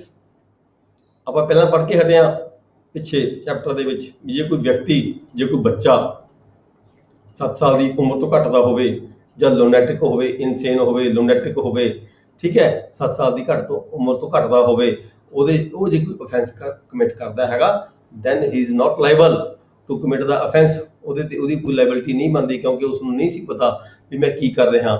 ਜੇ ਕੋਈ ਵਿਅਕਤੀ, ਹੁਣ ਜਿਹੜੀ ਐਕਸਪਲੇਨੇਸ਼ਨ 3 ਹੈਗੀ ਹੈ, ਇਹ ਕਹਿੰਦੀ ਹੈ ਵੀ ਜੇ ਕੋਈ ਵਿਅਕਤੀ ਕਿਸੇ ਐਸੇ ਬੱਚੇ ਨੂੰ ਜਾਂ ਕਿਸੇ ਲੂਨੈਟਿਕ ਨੂੰ ਜਾਂ ਕਿਸੇ ਇਨਸੇਨ ਨੂੰ ਇੰਸਟੀਗੇਟ ਕਰਦਾ ਹੈ, ਕਿਸੇ ਥਰਡ ਪਰਸਨ ਦਾ ਨੁਕਸਾਨ ਕਰਨ ਦੀ ਖਾਤਰ, ਕਿਸੇ ਥਰਡ ਪਰਸਨ ਦੇ ਅਗੇਂਸਟ ਅਫੈਂਸ ਕਮਿਟ ਕਰਨ ਦੀ ਖਾਤਰ, ਬੇਸ਼ੱਕ ਉਹ ਅਫੈਂਸ ਕਮਿਟ ਕਰ ਦਿੰਦਾ ਹੈ। ਹੁਣ ਜਿਹੜਾ ਬੱਚਾ ਹੈਗਾ ਉਹਦੇ ਵਿੱਚ ਆ ਕੇ, ਉਕਸਾਹਟ ਦੇ ਵਿੱਚ ਆ ਕੇ, ਜਾਂ ਲੂਨੈਟਿਕ ਹੈ ਉਹ ਵੀ ਅਫੈਂਸ ਕਮਿਟ ਕਰ ਦਿੰਦਾ ਹੈ। ਉਹ ਬੱਚਾ ਜਾਂ ਉਹ ਲੂਨੈਟਿਕ ਜਾਂ ਉਹ ਇਨਸੇਨ ਪਾਗਲ ਵਿਅਕਤੀ, ਬੇਸ਼ੱਕ ਉਹ ਤਾਂ ਜੁਰਮ ਦਾ ਭਾਗੀ ਹੋਵੇ ਚਾਹੇ ਨਾ ਹੋਵੇ, ਪਰ ਜਿਸ ਵਿਅਕਤੀ ਨੇ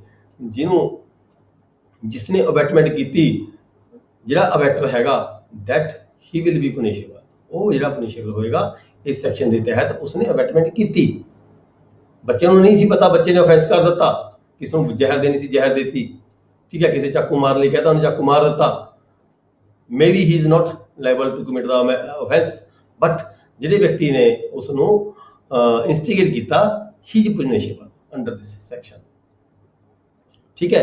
ਦੇਖੋ ਪਹਿਲੀ ਐਕਸਪਲੇਨੇਸ਼ਨ ਕੁਝ ਹੋਰ ਕਹਿੰਦੀ ਸੀਗੀ, ਦੂਸਰੀ ਐਕਸਪਲੇਨੇਸ਼ਨ ਕੁਝ ਹੋਰ ਕਹਿੰਦੀ ਹੈ, ਤੀਸਰੀ ਐਕਸਪਲੇਨੇਸ਼ਨ ਕੁਝ ਹੋਰ ਕਹਿੰਦੀ ਹੈ। ਇਹ ਕਹਿੰਦਾ ਵੀ ਬੇਸ਼ੱਕ ਜਿਹੜਾ ਚਾਈਲਡ ਸੀਗਾ under law he is not capable of offence, ਉਹ ਮਤਲਬ ਕਿ ਅਫੈਂਸ ਦਾ ਬੇਸ਼ੱਕ ਉਹਦੇ ਤੇ ਲਾਗੂ ਨਾ ਹੁੰਦਾ ਹੋਵੇ, ਤਦ ਵੀ ਜਿਹੜਾ ਹੈਗਾ, ਪਰ ਇੰਸਟੀਗੇਟ ਕਰਨ ਵਾਲਾ ਜਿਹੜਾ ਬੰਦਾ ਹੈਗਾ, ਉਹ ਜਿਹੜਾ ਹੈਗਾ ਜੁਰਮਦਾਰ ਹੈਗਾ। ਇਹਦੀ ਐਗਜ਼ਾਮਪਲ ਹੈਗੀ ਹੈ, A with attention abets a child or a lunatic। ਉਹੀ ਗੱਲ ਆ ਗਈ ਵੀ ਕਿਸੇ ਬੱਚੇ ਨੂੰ ਜਾਂ ਕਿਸੇ ਲੂਨੈਟਿਕ ਨੂੰ, ਕਿਸੇ ਨੂੰ ਗਲਤ ਕੰਮ ਲਈ, ਕਿਸੇ ਆਫੈਂਸ ਕਰਨ ਦੇ ਲਈ, ਜਾਂ ਕਿਸੇ ਨੂੰ ਨੁਕਸਾਨ ਪਹੁੰਚਾਉਣ ਦੀ ਖਾਤਰ, ਜਾਂ ਕਿਸੇ ਨੂੰ ਪੋਇਜ਼ਨ ਦੇਣ ਦੀ ਖਾਤਰ ਇਹ ਕਿਸੇ ਬੱਚੇ ਨੂੰ ਇੰਸਟੀਗੇਟ ਕਰ ਦਿੰਦਾ ਹੈ। ਬੱਚੇ ਤੋਂ ਉਹ ਜਿਹੜਾ ਹੈਗਾ ਮੁਜਰਮ ਹੈ, ਬੱਚੇ ਤੋਂ ਸੌਰੀ ਉਹ ਅਫੈਂਸ ਕਮਿਟ ਕੀਤਾ ਜਾਂਦਾ ਬੱਚੇ ਵੱਲੋਂ, ਤਾਂ ਜਿਹੜਾ ਇੱਥੇ ਇਹ ਹੈਗਾ, ਦੈਟ ਇਜ਼ ਬੇਸ਼ੱਕ ਜਿਹੜਾ ਬੱਚਾ ਹੈਗਾ ਉਹ ਪਨਿਸ਼ੇਬਲ ਨਹੀਂ ਹੈਗਾ, ਪਰ ਜਿਹੜਾ ਇਹ ਹੈਗਾ ਉਸਨੇ ਇੰਸਟੀਗੇਸ਼ਨ ਕੀਤੀ ਹੈ, ਉਹਨੇ ਅਬੈਟਮੈਂਟ ਕੀਤੀ ਹੈ, ਹੀ ਇਜ਼ ਲਾਇਬਲ ਟੂ ਪਨਿਸ਼ੇਬਲ। ਦੂਜੀ ਐਗਜ਼ਾਮਪਲ ਚ ਕੀ ਹੈਗਾ, A with attention to murder Z।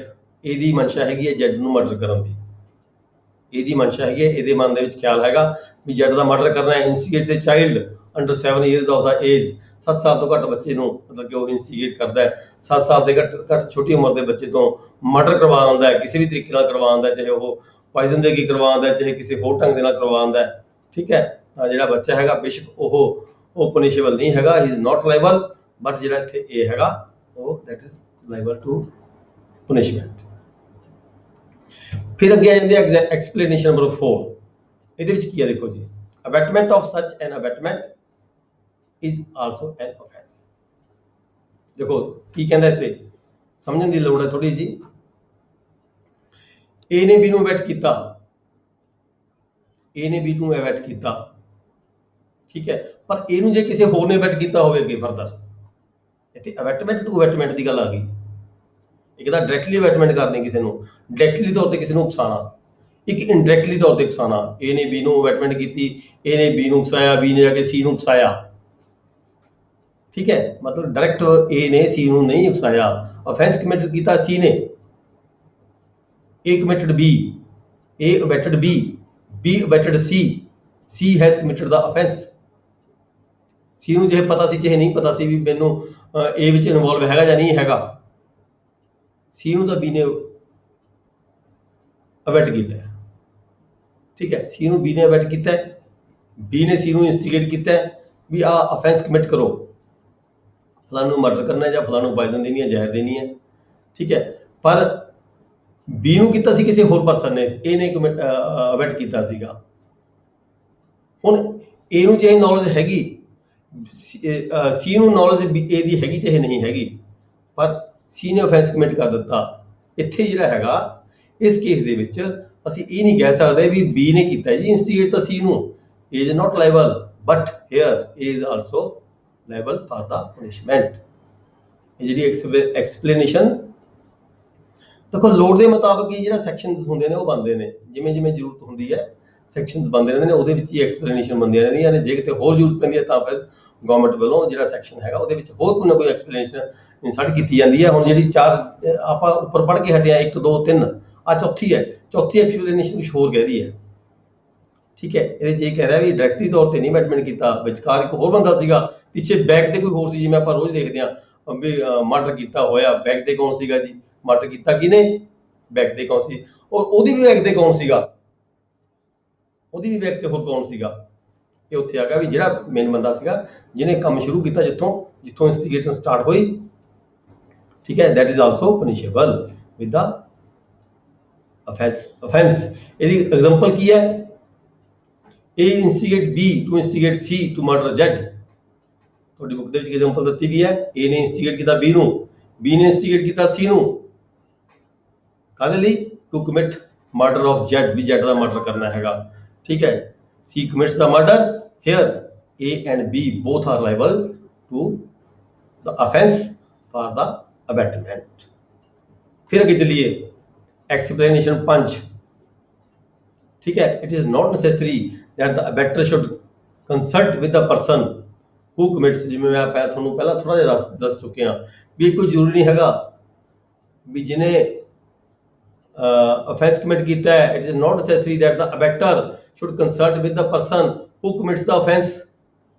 ਆਪਾਂ ਗੱਲ ਕਰ ਚੁੱਕੇ ਹਾਂ ਵੀ ਪਹਿਲਾਂ ਮੈਂ ਤੁਹਾਨੂੰ ਦੱਸ ਚੁੱਕਿਆ, ਪਰ ਐਕਸਪਲੇਨੇਸ਼ਨ ਇਹ ਕਹਿੰਦੀ ਹੈ, ਡਿਸਕਲੋਜ਼ ਮੇਨ ਜਿਹੜੀ ਸੈਕਸ਼ਨ ਇਹ ਕਹਿੰਦੀ ਹੈ ਐਕਸਪਲੇਨੇਸ਼ਨ ਨੰਬਰ 5, ਇਹ ਕਹਿੰਦੀ ਹੈ ਵੀ ਇਹ ਕੋਈ ਜ਼ਰੂਰੀ ਨਹੀਂ ਹੈਗਾ ਜਿਹੜਾ ਬੰਦਾ offense commit ਕਰ ਰਿਹਾ ਹੈ ਉਹਨੂੰ ਇੰਸਟੀਗੇਟ ਤਾਂ B ਨੇ ਕੀਤਾ, ਪਰ B ਨੂੰ ਇੰਸਟੀਗੇਟ ਕੀਤਾ A ਨੇ।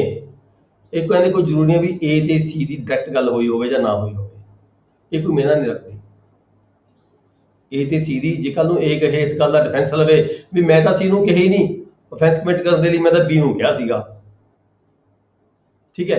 B ਨੇ A ਦਾ ਨਾਮ ਡਿਸਕਲੋਜ਼ ਕਰਨ ਦੀ ਬਜਾਏ B ਨੇ A ਦਾ ਨਾਮ ਡਿਸਕਲੋਜ਼ ਨਹੀਂ ਕੀਤਾ C ਦੇ ਕੋਲੇ ਵੀ ਮੈਨੂੰ ਕਿਹਨੇ ਕਿਹਾ, B ਨੇ C ਨੂੰ ਇੰਸਟੀਗੇਟ ਕਰ ਦਿੱਤਾ ਕਿ ਫਰਦਰ, ਜਿਹਦਾ A ਤੇ C ਨੂੰ ਆਪਸ ਵਿੱਚ ਨਹੀਂ ਪਤਾ, ਬੇਸ਼ੱਕ C ਨੂੰ ਨਹੀਂ ਪਤਾ ਵੀ ਇਹਨੂੰ A ਨੇ ਕਿਹਾ ਜਾਂ A ਤੋਂ ਗੱਲ ਚੱਲੀ ਵੀ ਹੈਗੀ ਹੈ, ਠੀਕ ਹੈ। ਐਕਸਪਲੇਨੇਸ਼ਨ 5 ਇਹ ਗੱਲ ਕਹਿੰਦੀ ਹੈ, it is not necessary that the abettor should consult with the person who commits the offence, but ਜੇ ਉਹ ਬੰਦਾ ਜਿਹੜਾ A ਹੈਗਾ ਕਨਸਪੀਰੇਸੀ ਦੇ ਵਿੱਚ ਸ਼ਾਮਲ ਹੈਗਾ, ਇਹ ਗੱਲ ਦਾ ਪ੍ਰੂਫ ਹੈਗਾ, ਠੀਕ ਹੈ, then it is sufficient for the abetment, ਤਦ ਉਹ ਪਨਿਸ਼ੇਬਲ ਹੋਏਗਾ, A ਵੀ ਪਨਿਸ਼ੇਬਲ ਹੋਏਗਾ for the offense whether he has consult with the person who commits the offense or not।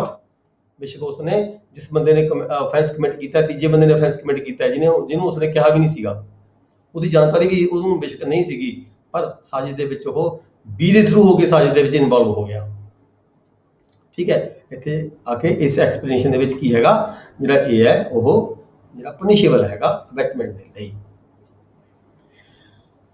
ਠੀਕ ਹੈ ਜੀ। ਦੇਖੋ ਇਹਦੀ ਐਕਸਪਲੇਨੇਸ਼ਨ 5 ਦੇ ਲਈ ਆਪਾਂ ਐਗਜ਼ਾਮਪਲ ਦੀ ਡੀਲ ਕਰਦੇ ਆ। A consults with B a plan for purchasing jet। ਇਹ ਜਿਹੜਾ ਐਗਜ਼ਾਮਪਲ ਹੈ ਤੁਹਾਡੀ ਬੁੱਕ ਦੇ ਵਿੱਚ ਹੋਏਗੀ। ਇਹ ਤੁਹਾਨੂੰ ਐਗਜ਼ਾਮਪਲਾਂ ਵੀ ਆ ਸਕਦੀਆਂ ਨੇ, ਐਗਜ਼ਾਮਪਲ ਦੇ ਬੇਸਿਸ ਤੇ ਤੁਹਾਨੂੰ ਪੁੱਛ ਸਕਦੇ ਨੇ ਵੀ ਇਹਦਾ ਕੀ ਮਤਲਬ ਬਣਦਾ ਹੈ। A consults with B a plan for purchasing jet। A ਤੇ B ਦੀ ਪਲੈਨਿੰਗ ਬਣ ਜਾਂਦੀ ਹੈ। A ਤੇ B ਆਪਸ ਕੰਸਲਟ ਕਰਦੇ ਨੇ, ਕੀ ਕਰਦੇ ਨੇ ਵੀ ਜੈਟ ਨੂੰ ਪਰਚੇਸਿੰਗ ਦੇਣੀ ਹੈ, ਠੀਕ ਹੈ। B explain this plan to C।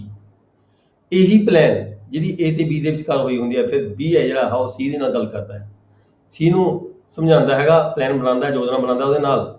that is third person gives the poisoning। ਉਹ ਕਹਿੰਦਾ ਹੈ ਵੀ ਜਿਹੜਾ A ਹੈ ਥਰਡ ਪਰਸਨ ਹੈ, ਕੋਈ A ਦਾ ਨਾਮ ਡਿਸਕਲੋਜ਼ ਨਹੀਂ ਕਰਦਾ, ਜਿਹੜਾ B ਹੈ C ਕੋਲੇ।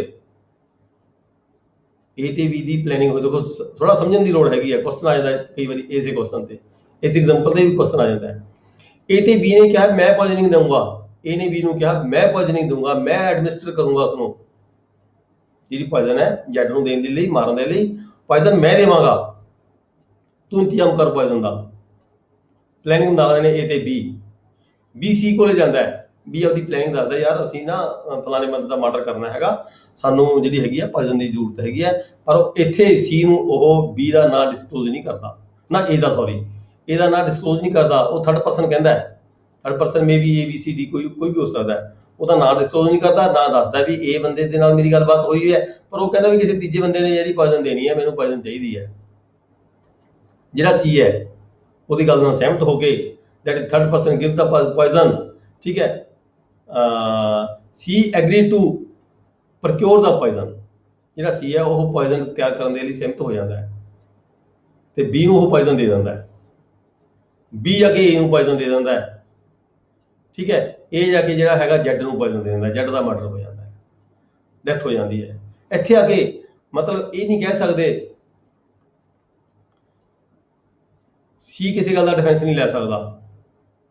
ਦੇਖੋ B ਤੇ C ਤਾਂ ਡਾਇਰੈਕਟ ਇਨਵੋਲਵ ਹੋ ਗਏ, B ਨੇ ਪੋਇਜ਼ਨ ਲਿਆਂਦੀ, C ਨੇ ਪੋਇਜ਼ਨ ਦਿੱਤੀ, ਅੱਗੇ ਦਿੱਤੀ ਬੰਦੇ ਨੂੰ A ਨੇ, ਤੇ C ਤੇ A ਦੇ ਨਾਲ ਆਪਸ ਕੰਸਲਟ ਨਹੀਂ ਸੀ ਕੋਈ ਹੋਇਆ, ਕੋਈ ਕੰਸਲਟੇਸ਼ਨ ਨਹੀਂ ਹੋਈ, ਕੋਈ ਮੀਟਿੰਗ ਨਹੀਂ ਹੋਈ, ਕੋਈ ਗੱਲਬਾਤ ਨਹੀਂ ਹੋਈ, ਨਾ ਹੀ A ਤੇ C ਇੱਕ ਦੂਜੇ ਨੂੰ ਜਾਣਦੇ ਨੇ, ਠੀਕ ਹੈ।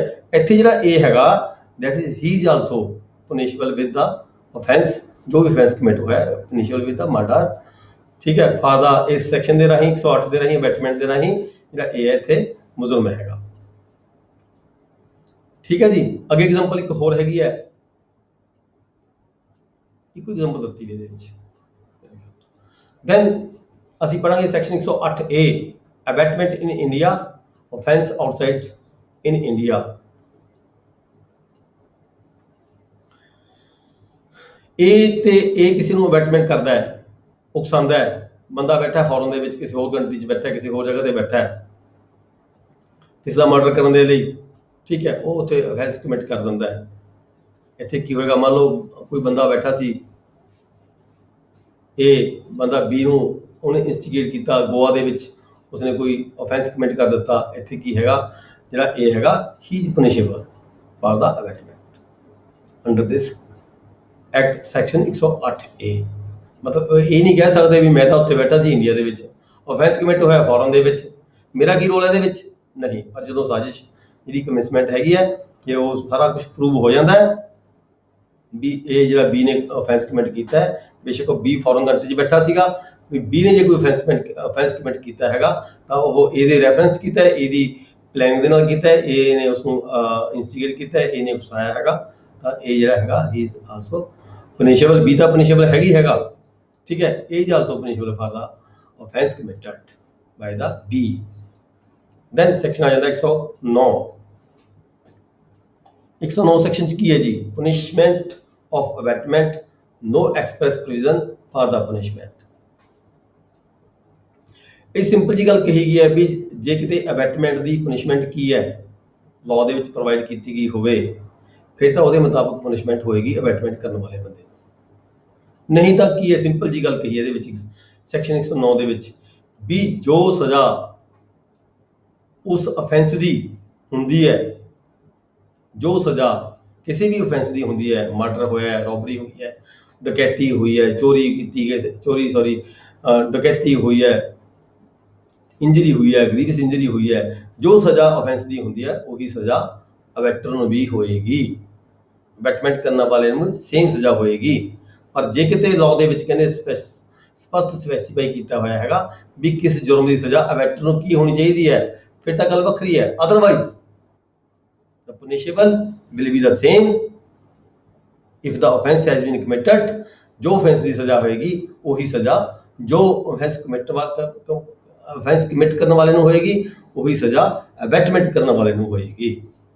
ਸੈਕਸ਼ਨ 109 ਇਹ ਪ੍ਰੋਵਾਈਡ ਕਰਦਾ ਹੈ। ਨੈਕਸਟ ਸਰ ਜਿੱਦਾਂ ਤੁਸੀਂ 108 ਇਹ ਪੜਾਇਆ ਜੀ, ਹਾਂਜੀ 108 ਦੇ ਵਿੱਚ ਬੰਦਾ ਇੱਧਰ ਬੈਠਾ ਜਿਹਨੇ ਸਾਜ਼ਿਸ਼ ਕੀਤੀ ਆ ਜਾਂ ਅਵੈਟ ਕੀਤਾ ਜਿਹਨੇ ਅਵੈਟਮੈਂਟ ਕਰਵਾਈ ਆ, ਦੂਸਰਾ ਬੰਦਾ ਮਰਡਰ ਕਰ ਦਿੰਦਾ ਜਾ ਕੇ ਦੁਬਈ 'ਚ ਜਾਂ ਇੰਗਲੈਂਡ ਦੇ ਵਿੱਚ, ਤਾਂ ਸਜ਼ਾ ਉਸ ਕੋਰਟ ਦੇ ਅਕੋਰਡਿੰਗਲੀ 109 ਦੇ ਤਹਿਤ ਹੋਊਗੀ ਜਾਂ ਇੱਧਰ ਕੋਈ ਇੰਡੀਆ ਦੇ ਵਿੱਚ ਵੱਖਰਾ ਕੇਸ ਹੋਊਗਾ? ਇੱਧਰ ਦਾ ਜਿਹੜਾ ਕੋਡ ਹੈਗਾ ਇਹ ਲੱਗੇਗਾ ਉਹਦੇ ਤੇ। ਆਪਾਂ ਸੈਕਸ਼ਨ ਪੜ੍ਹ ਰਹੇ 108 ਏ, ਆਪਾਂ ਸੈਕਸ਼ਨ 108 ਏ ਪੜ੍ਹ ਰਹੇ ਹਾਂ, 108 ਏ ਹੀ ਉੱਤੇ ਲੱਗੇਗਾ। 108 ਲੱਗਿਆ। ਹੁਣ ਇੰਗਲੈਂਡ ਜਦੋਂ ਦੁਬਈ ਦੇ ਵਿੱਚ ਉਹਨੂੰ ਮੌਤ ਦੀ ਸਜ਼ਾ ਦੇ ਦਿੰਦੇ ਬੰਦੇ। ਦੇਖੋ ਗੱਲ ਏਦਾਂ ਹੈ, ਜਿਹੜਾ ਜੁਰਮ ਹੈਗਾ, ਉਹਦੇ ਪਿਛਲੇ ਪੁਆਇੰਟ ਕਲੀਅਰ ਕਰੋ। ਹਾਂ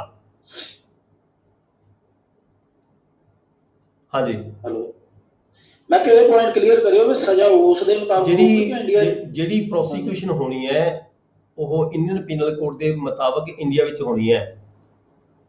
ਪ੍ਰੋਸੀਕਿਊਸ਼ਨ ਇੰਡੀਅਨ ਪੀਨਲ ਕੋਡ ਦੇ ਅਕੋਰਡਿੰਗ ਇੰਡੀਆ ਵਿੱਚ ਹੋਣੀ ਹੈ। ਇਸ ਬੰਦੇ ਨੂੰ ਪ੍ਰੋਸੀਕਿਊਟ ਇੱਥੇ ਕੀਤਾ ਜਾਵੇਗਾ ਜੀ, ਠੀਕ ਹੈ, ਫੋਰਨ ਕੰਟਰੀ 'ਚ ਨਹੀਂ ਕੀਤਾ ਜਾਵੇਗਾ, ਇੱਥੇ ਕੀਤਾ ਜਾਵੇਗਾ। 108 108 ਇਹ ਕਹਿੰਦਾ ਕਿ ਜੋ ਉੱਤੇ ਲੱਗੂਗਾ, ਜੋ ਅਵੈਟਮੈਂਟ ਵਾਲੇ ਨੂੰ ਸਜ਼ਾ ਹੋਊਗੀ ਉਹ ਇੱਥੇ ਵੀ ਹੋਊ। ਉਹ 109 ਕਹਿੰਦਾ ਵੀ ਹੋਊਗੀ। ਹੁਣ ਅਵੈਟਮੈਂਟ ਦੇ ਨਾਲ ਬੰਦੇ ਦਾ ਮਰਡਰ ਹੋ ਗਿਆ ਇੰਗਲੈਂਡ ਦੇ ਵਿੱਚ, ਉਹਦੀ ਅਵੈਟਮੈਂਟ ਦੇ ਨਾਲ ਬੰਦੇ ਦਾ ਮਰਡਰ ਹੋ ਗਿਆ ਇੰਗਲੈਂਡ ਦੇ ਵਿੱਚ, ਕੀ ਸਜ਼ਾ ਇੱਥੇ ਵੀ ਜੋ ਇੰਗਲੈਂਡ ਦੀ ਕੋਰਟ ਨੇ ਦਿੱਤੀ ਉਹ ਇੱਥੇ ਮਿਲੂਗੀ? ਮੈਂ ਉਹ ਜੇ ਉਹ ਇਹਦੇ ਵਿੱਚ ਸ਼ਾਮਲ ਹੋਈ, ਜੇ ਇਹਦੇ ਵਿੱਚ ਉਹ ਕਲੀਅਰ ਹੋ ਜਾਂਦਾ ਹੈ ਵੀ ਹਾਂ ਇਹ ਜਿਹੜੀ ਪਲੈਨਿੰਗ ਚੱਲੀ ਸੀਗੀ, ਠੀਕ ਹੈ, ਉੱਥੋਂ ਚੱਲੀ ਸੀਗੀ, ਇੰਡੀਆ ਤੋਂ ਚੱਲੀ ਸੀਗੀ, ਇਹ ਬੰਦਾ 108 ਏ ਦੇ ਵਿੱਚ ਮੁਜਰਮ ਬਣ ਜਾਂਦਾ ਅਬੈਟਮੈਂਟ ਦਾ, ਠੀਕ ਹੈ। ਹੁਣ ਅਫੈਂਸ ਦਾ ਜਿਹੜਾ ਮਤਲਬ ਕਿ ਪ੍ਰੋਸੀਕਿਊਸ਼ਨ ਦਾ ਇੱਕ ਜਗ੍ਹਾ ਚੱਲੇਗੀ ਜੀ, ਪ੍ਰੋਸੀਕਿਊਸ਼ਨ ਦਾ ਇੱਕ ਜਗ੍ਹਾ ਚੱਲੇਗੀ, ਕ੍ਰਿਮੀਨਲ ਦਾ ਕਾਰਵਾਈ ਦੀ ਇੱਕ ਜਗ੍ਹਾ ਚੱਲੇਗੀ, ਜੇ ਉੱਥੇ ਚਲੇਗੀ ਜੇ ਇੱਥੇ ਚਲੇਗੀ। ਜੋ ਜਿਹੜਾ ਕੰਟਰੀ ਹੈ, ਜੇ ਸਾਡੀ ਉਹਦੇ ਨਾਲ ਅਸਾਈਲਮ ਹੋਈ ਵੀ ਹੈ, ਦੇਖੋ ਦੋ ਗੱਲਾਂ ਹੁੰਦੀਆਂ ਨੇ, ਹਰ ਕੰਟਰੀ ਸਾਡੇ ਕਿਤੇ ਮੁਜਰਮ ਨੂੰ ਦੂਜੇ ਕੰਟਰੀ 'ਚੋਂ ਬੁਲਾ ਨਹੀਂ ਸਕਦਾ। ਇੱਕ ਹੁੰਦੀ ਹੈ ਅਸਾਈਲਮ, ਇੱਕ ਹੁੰਦੀ ਹੈ ਐਕਸਟ੍ਰਾਡੀਸ਼ਨ, ਠੀਕ ਹੈ। ਜੇ ਸਾਡੀ ਕਿਸੇ ਕੰਟਰੀ ਦੇ ਨਾਲ ਸਮਝੌਤਾ ਹੋਇਆ ਹੋਇਆ ਹੈ, ਟ੍ਰੀਟੀ ਹੋਈ ਵੀ ਹੈ ਕੰਟਰੀ ਦੇ ਨਾਲ, ਦੇਖੋ ਹੁਣ ਸਾਡਾ ਕੋਈ ਮੁਜਰਮ ਹੈ, ਸਾਡੇ ਕੰਟਰੀ ਦਾ ਕੋਈ ਮੁਜਰਮ ਹੈ, ਕਿਸੇ ਮੁਜਰਮ ਨੇ ਬੈਠਾ ਹੋਵੇ ਪਾਕਿਸਤਾਨ ਦੇ ਵਿੱਚ, there is no treaty between India and Pakistan, ਅਸੀਂ ਉਸ ਬੰਦੇ ਦੇ ਖਿਲਾਫ ਬੇਸ਼ੱਕ ਮੁਕੱਦਮਾ ਉਹਦੇ ਵਿੱਚ ਬੈਠੇ ਚਲਾਈ ਜਾਈਏ, ਪਰ ਅਸੀਂ ਉੱਥੋਂ ਉਹਦੀ ਜਿਹੜੀ ਐਕਸਟ੍ਰਾਡੀਸ਼ਨ ਨਹੀਂ ਮੰਗ ਸਕਦੇ। ਅਸੀਂ ਉੱਥੋਂ ਉਸ ਕੰਟਰੀ ਨੂੰ ਨਹੀਂ ਕਹਿ ਸਕਦੇ ਵੀ ਸਾਨੂੰ ਇਹ ਦਿਓ, ਨਾ ਉਹ ਕੰਟਰੀ ਸਾਡੀ ਡਿਮਾਂਡ ਦੇ ਉੱਪਰ ਨਾ ਸਾਨੂੰ ਉਹ ਪੇਸ਼ ਕਰੇਗਾ। ਪਰ ਕਈ ਕੰਟਰੀਆਂ ਦੀ ਸਾਡੀ ਟ੍ਰੀਟੀ ਹੋਈ ਹੁੰਦੀ ਹੈ ਇੱਕ ਦੂਜੇ ਕੰਟਰੀ ਦੇ ਵਿੱਚ, ਸਮਝੌਤਾ ਹੋਇਆ ਹੁੰਦਾ ਹੈ ਵੀ ਜੇ ਸਾਡਾ ਮੁਜਰਮ ਕੋਈ ਤੁਹਾਡੇ ਕੰਟਰੀ ਦੇ ਵਿੱਚ ਹੈ ਤੁਸੀਂ ਦਿਓਗੇ, ਜੇ ਤੁਹਾਡਾ ਮੁਜਰਮ ਸਾਡੇ ਕੰਟਰੀ 'ਚ ਕੋਈ ਹੈਗਾ ਤੁਸੀਂ ਦਿਓਗੇ, ਅਸੀਂ ਦੇਵਾਂਗੇ। ਇਹ ਹੋਈ ਹੁੰਦੀ ਹੈ ਇੱਕ ਦੂਜੇ ਕੰਟਰੀ ਨਾਲ ਟ੍ਰੀਟੀ, ਠੀਕ ਹੈ। ਟ੍ਰੀਟੀ ਦੇ ਵਿੱਚ ਕੀ ਹੁੰਦਾ ਹੈ, ਇਹਦੇ ਵਿੱਚ ਹੁੰਦੀ ਹੈ ਫਿਰ ਅੱਗੇ ਐਕਸਟ੍ਰਾਡੀਸ਼ਨ ਹੋ ਜਾਂਦੀ ਹੈ। ਐਕਸਟ੍ਰਾਡੀਸ਼ਨ ਜਿਹੜਾ ਵਰਡ ਹੈਗਾ, ਐਕਸਟ੍ਰਾਡੀਸ਼ਨ ਕੀ ਹੁੰਦਾ ਹੈ, ਐਕਸਟ੍ਰਾਡੀਸ਼ਨ ਉਸ ਕੰਟਰੀ ਨੂੰ ਉਹ ਜਿਹੜਾ ਮੁਜਰਮ ਹੈਗਾ ਸੌਂਪਣਾ ਪੈਂਦਾ ਹੈ, ਠੀਕ ਹੈ। ਜੇ ਸਾਡੀ ਉਸ ਕੰਟਰੀ ਦੇ ਜਿੱਥੇ ਕੰਟਰੀ 'ਚ offense commit ਹੋਇਆ ਹੈ, ਜੇ ਉਸ ਕੰਟਰੀ ਦੇ ਨਾਲ ਸਾਡੀ ਟ੍ਰੀਟੀ ਹੋਈ ਵੀ ਹੈ, ਤਾਂ ਜਿਹੜਾ ਉਹ ਮੁਜਰਮ ਹੈਗਾ ਉਹ ਸਾਡੇ ਤੋਂ ਲੈ ਸਕਦੇ ਨੇ ਐਕਸਟ੍ਰਾਡੀਸ਼ਨ ਦੇ ਰਾਹੀਂ।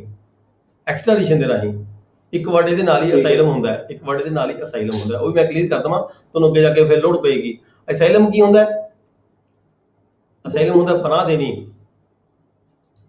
ਕਿਸੇ ਹੋਰ ਕੰਟਰੀ ਦੇ ਮੁਜਰਮ ਨੂੰ ਦੂਜਾ ਕੰਟਰੀ ਜਦੋਂ ਪਨਾਹ ਦਿੰਦਾ ਉਹਨੂੰ ਅਸੀਂ ਅਸਾਈਲਮ ਕਹਿ ਦਿੰਦੇ ਹਾਂ। ਜਿਵੇਂ ਸਾਡੇ ਕੰਟਰੀ ਦੇ ਲੋਕ ਹੈ ਮੁਜਰਮ, ਉਹਦੇ ਜੁਰਮ ਕਰਕੇ ਕਿਸੇ ਹੋਰ ਕੰਟਰੀ 'ਚ ਭੱਜ ਜਾਂਦੇ ਨੇ, ਉੱਥੇ ਜਾ ਕੇ ਅਸਾਈਲਮ ਲੈ ਲੈਂਦੇ, ਪਰ ਅਸੀਂ ਸਾਡੀ ਟ੍ਰੀਟੀ ਨਹੀਂ ਹੋਈ ਹੁੰਦੀ, ਅਸੀਂ ਉਹਨਾਂ ਦੀ ਐਕਸਟ੍ਰਾਡੀਸ਼ਨ ਨਹੀਂ ਲੈ ਸਕਦੇ। ਅਸਾਈਲਮ ਹੁੰਦੀ ਹੈ ਮਤਲਬ ਪਨਾਹ ਲੈਣਾ। ਜਿਹੜੇ ਬੈਂਕਾਂ ਦੇ ਲੋਨ ਮਾਰ ਕੇ ਕਈ ਗਏ ਹੁਣ ਇੰਗਲੈਂਡ 'ਚ ਬੈਠਾ ਉਹ ਕਿਤੇ, ਹਾਂ ਉਹੀ ਗੱਲ ਆ ਗਈ ਨਾ, ਜੇ ਤਾਂ ਸਾਡੀ ਉੱਥੇ ਟ੍ਰੀਟੀ ਹੋਈ ਹੋਵੇ ਫਿਰ ਤਾਂ ਅਸੀਂ ਉਹਨੂੰ ਲੈ ਸਕਦੇ ਹਾਂ, ਮੰਗ ਸਕਦੇ ਹਾਂ। ਜੇ ਸਾਡੀ ਟ੍ਰੀਟੀ ਨਹੀਂ ਹੋਈ ਵੀ ਫਿਰ ਅਸੀਂ ਉਹਨਾਂ ਦੀ ਡਿਮਾਂਡ ਨਹੀਂ ਕਰ ਸਕਦੇ, ਠੀਕ ਹੈ ਜੀ। ਨੈਕਸਟ ਆ ਗਿਆ ਜੀ ਸੈਕਸ਼ਨ 100।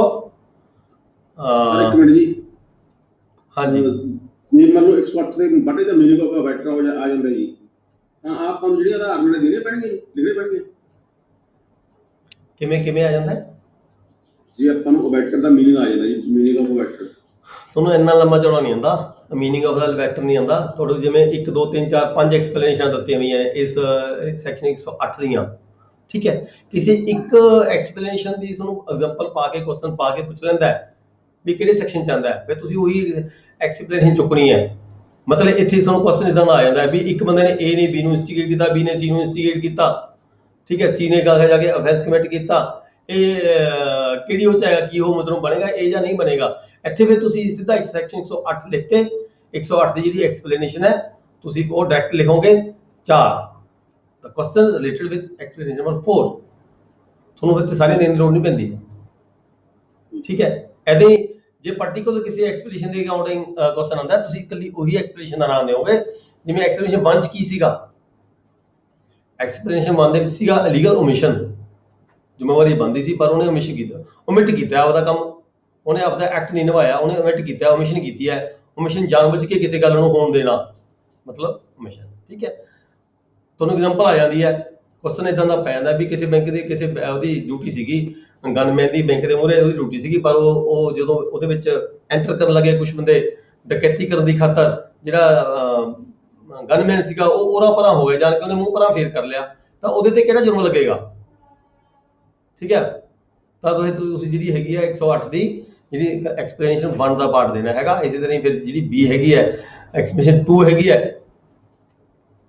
ਵੀ ਉਹ ਕਹਿੰਦਾ ਵੀ ਐਕਟ ਅਬੈਟਡ ਵੀ ਅਫੈਂਸ ਹੋਇਆ ਜੇ ਨਹੀਂ ਹੋਇਆ ਅਫੈਂਸ ਹੋਇਆ ਬਿਸ਼ਕ ਨਹੀਂ ਹੋਇਆ ਪਰ A ਨੇ B ਨੂੰ ਅਬੈਟ ਕੀਤਾ ਅੱਗੇ B ਨੇ ਅਫੈਂਸ ਕਰਨ ਦੀ ਕੋਸ਼ਿਸ਼ ਕੀਤੀ ਅਫੈਂਸ ਹੋਇਆ ਨਹੀਂ ਹੈਗਾ ਠੀਕ ਹੈ ਇਦਾਂ ਦੀ ਤੁਹਾਨੂੰ ਕਿਸੇ ਪਾਰਟਿਕੂਲਰ ਜਿਹੜੀ ਹੈਗੀ ਹੈ ਇੱਥੇ ਆ ਗਈ ਆਪਾਂ ਮਾਰ ਖਾ ਜਾਂਦੇ ਆ ਅਸੀਂ ਫਿਰ ਚੱਕ ਕੇ ਸਾਰਾ ਸੈਕਸ਼ਨ ਲਿਖ ਦਿੰਦੇ ਆ ਉਹ ਸਾਰਾ ਸੈਕਸ਼ਨ ਅਸੀਂ ਲਿਖਦੇ ਆ ਉੱਥੇ ਕੀ ਹੁੰਦਾ ਅਸੀਂ 4-5 ਕੁਐਸਚਨਾਂ ਦਾ ਜਿਹੜਾ ਟਾਈਮ ਹੈ ਉਹ ਖਤਮ ਕਰ ਦਿੰਦੇ ਆ ਉੱਥੇ ਬਰਬਾਦ ਹੋ ਜਾਂਦਾ ਸਾਡਾ ਜੇ ਸਾਨੂੰ ਬਰੀਕਲੀ ਥੋਰਲੀ ਨੌਲੇਜ ਹੋਏਗੀ ਸਟੱਡੀ ਕੀਤੀ ਹੋਈ ਹੋਏਗੀ ਸਮਝਣ ਦੀ ਜੇ ਸਾਨੂੰ ਸਮਝ ਆ ਗਈ ਹੋਏਗੀ ਕੁਐਸਚਨ ਦੀ ਫਿਰ ਅਸੀਂ ਉੱਥੇ ਟਾਈਮ ਵੇਸਟ ਨਹੀਂ ਕਰਾਂਗੇ ਫਿਰ ਅਸੀਂ ਆਪਾਂ ਪਾਰਟਿਕੂਲਰ ਜਿਹੜਾ ਕੁਐਸਚਨ ਹੈਗਾ ਪੁੱਛਿਆ ਗਿਆ ਐਗਜ਼ਾਮੀਨਰ ਨੇ ਉਹਦਾ ਹੀ ਆਨਸਰ ਉਸੇ ਐਕਸਪਲੇਨੇਸ਼ਨ ਨੂੰ ਲੈ ਕੇ ਹੀ ਉਹਦਾ ਆਨਸਰ ਦੇਵਾਂਗੇ ਜਿਵੇਂ ਐਕਸਪਲੇਨੇਸ਼ਨ 3 ਦੇ ਵਿੱਚ ਕੀ ਕਿਹਾ ਸੀਗਾ ਐਕਸਪਲੇਨੇਸ਼ਨ 3 ਦੇ ਵਿੱਚ ਕੀ ਹੈ ਮੈਂ ਦੇਖੋ ਬਾਰ-ਬਾਰ ਤੁਹਾਨੂੰ ਜ਼ਿਆਦਾ ਰਿਪੀਟ ਤਾਂ ਕਰਾ ਰਿਹਾ ਵੀ ਸਾਡਾ ਟਾਈਮ ਜ਼ਿਆਦਾ ਲੱਗ ਰਿਹਾ ਪਰ ਮੇਰਾ ਰਿਪੀਟ ਕਰਨ ਦਾ ਮਤਲਬ ਇਹੀ ਇੱਥੇ ਵੀ ਵਿਅਕਤੀ ਜਿਹਨੂੰ ਇਨਸਟੀਗੇਟ ਕੀਤਾ ਗਿਆ ਉਹ ਕੈਪੇਬਲ ਸੀ ਜੇ ਨਹੀਂ ਸੀ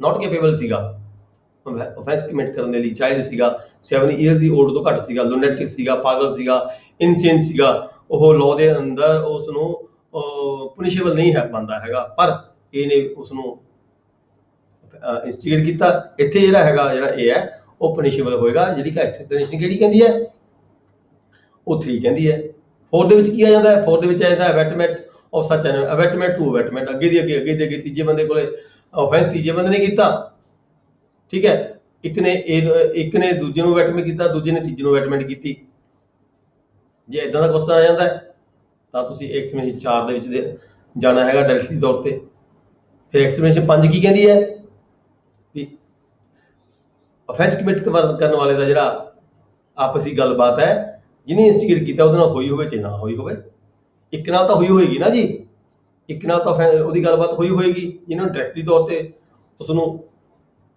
ਇਨਸਟੀਗੇਟ ਕੀਤਾ ਪਰ ਇਨਡਾਇਰੈਕਟਲੀ ਵਿਕਾਰ ਪਿੱਛੇ ਹੋਰ ਕੌਣ ਬੰਦਾ ਸੀਗਾ ਉਹਦੇ ਬਾਰੇ ਪਤਾ ਨਹੀਂ ਠੀਕ ਹੈ ਬੇਸ਼ੱਕ ਗੱਲ ਹੋਈ ਹੋਵੇ ਚਾਹੇ ਨਾ ਹੋਈ ਪਰ ਪਲੈਨਿੰਗ ਦੇ ਵਿੱਚ ਪਲਾਨ ਦੇ ਵਿੱਚ ਉਹ ਜਿਹੜਾ ਸਾਜ਼ਿਸ਼ ਦੇ ਵਿੱਚ ਉਹ ਸ਼ਾਮਲ ਹੋ ਗਿਆ ਇਹ ਦੇਖੋ 5 ਐਕਸਪਲੇਨੇਸ਼ਨਾਂ ਵੱਖਰੀਆਂ ਹੈਗੀਆਂ ਨੇ ਪੰਜਾਂ ਦੇ ਮੀਨਿੰਗ ਵੱਖਰੇ ਨੇ ਪੰਜਾਂ ਦੇ ਉੱਪਰ ਵੱਖਰਾ ਕੁਐਸਚਨ ਇਕੱਲੇ ਤੇ ਆ ਸਕਦਾ ਹੈਗਾ ਕਿਹੜੇ ਦੇ ਕੁਐਸਚਨਾਂ ਦਾ ਤੁਹਾਨੂੰ ਇਹ ਤੁਸੀਂ ਦੇਖਣਾ ਹੈਗਾ ਫਿਰ ਪੇਪਰ ਦੇ ਵਿੱਚ ਕੁਐਸਚਨ ਪੇਪਰ ਨੂੰ ਪੜ੍ਹ ਕੇ ਪਤਾ ਲੱਗੇਗਾ ਵੀ ਕੁਐਸਚਨ ਕਿਹਦੇ ਨਾਲ ਰਿਲੇਟ ਕਰਦਾ ਹੈ ਤੁਸੀਂ ਆਨਸਰ ਉਹਨਾਂ ਕੀ ਦੇਣਾ ਸਾਰਾ ਆਨਸਰ ਦੇਣ ਦੀ ਜ਼ਰੂਰਤ ਨਹੀਂ ਹੈਗੀ ਉੱਥੇ ਦੈਨ ਆ ਗਈ ਸੀ ਸੈਕਸ਼ਨ 109 ਚ ਕੀ ਕਿਹਾ ਸੀਗਾ ਵੀ ਜੇ ਕੋਈ ਅਬੈਟਮੈਂਟ ਦੀ ਕਿਤੇ ਪ੍ਰੋਵੀਜ਼ਨ ਨਾ ਹੋਵੇ ਲਾਅ ਦੇ ਵਿੱਚ ਵੀ ਕਿਸ ਅਬੈਟਮੈਂਟ ਦੀ ਕਿੰਨੀ ਸਜ਼ਾ ਹੈਗੀ ਹੈ ਤਾਂ ਜਿਹੜੀ ਸਜ਼ਾ ਹੋਏਗੀ ਅਬੈਟਰ ਨੂੰ ਸਜ਼ਾ ਕਿੰਨੀ ਹੋਏਗੀ ਜਿੰਨੀ ਉਸ ਅਫੈਂਸ ਦੀ ਸਜ਼ਾ ਹੈਗੀ ਹੈ ਉਨੀ ਸਜ਼ਾ ਜਿੰਨੀ ਅਫੈਂਸ ਕਰਨ ਵਾਲੇ ਨੂੰ ਸਜ਼ਾ ਹੋਏਗੀ ਉਨੀ ਹੀ ਸਜ਼ਾ ਅਬੈਟਰ ਨੂੰ ਹੋਏਗੀ ਮੀਨ ਕਿ ਸੇਮ ਸਜ਼ਾ ਅਬੈਟਰ ਦੀ ਸੇਮ ਸਜ਼ਾ ਅਫੈਂਡਰ ਦੀ ਜਿਹਨੇ ਅਫੈਂਸ ਕਮਿਟ ਕੀਤਾ ਹੈ ਉਹ ਹੋਏਗੀ ਉਹ ਸੈਕਸ਼ਨ 109 ਦੇ ਵਿੱਚ ਕਲੀਅਰ ਕਰ ਦਿੰਦਾ ਹੈ ਜਿੱਥੇ ਐਕਸਪ੍ਰੈਸ ਪ੍ਰੋਵੀਜ਼ਨ ਨਾ ਹੋਵੇ ਕਿਸੇ ਅਫੈਂਸ ਦੇ ਲਈ ਅਬੈਟਰ ਦੀ ਸਜ਼ਾ ਪ੍ਰਸਕ੍ਰਾਈਬ ਨਾ ਕੀਤੀ ਗਈ ਹੋਵੇ there will be the same offence same punishment ਹੋਏਗੀ ਉੱਥੇ ਨੈਕਸਟ ਹੈਗਾ ਜੀ ਇਹਦੇ ਵਿੱਚ ਐਗਜ਼ਾਮਪਲ ਵੀ ਇੱਕ ਦੋ ਦਿੱਤੀਆਂ ਹੋਈਆਂ ਸੀ 109 ਦੇ ਵਿੱਚ ਬਰਾਈਬ ਤੇ ਹੈ, ਫਾਲਸ ਐਵੀਡੈਂਸ ਤੇ ਹੈ। ਜਿਵੇਂ ਐਗਜ਼ਾਮਪਲ ਹੈਗੀ ਆਪਾਂ ਪੜ੍ਹ ਲਈਏ, 109 ਪੜ੍ਹ ਰਹੇ ਸੀਗੇ।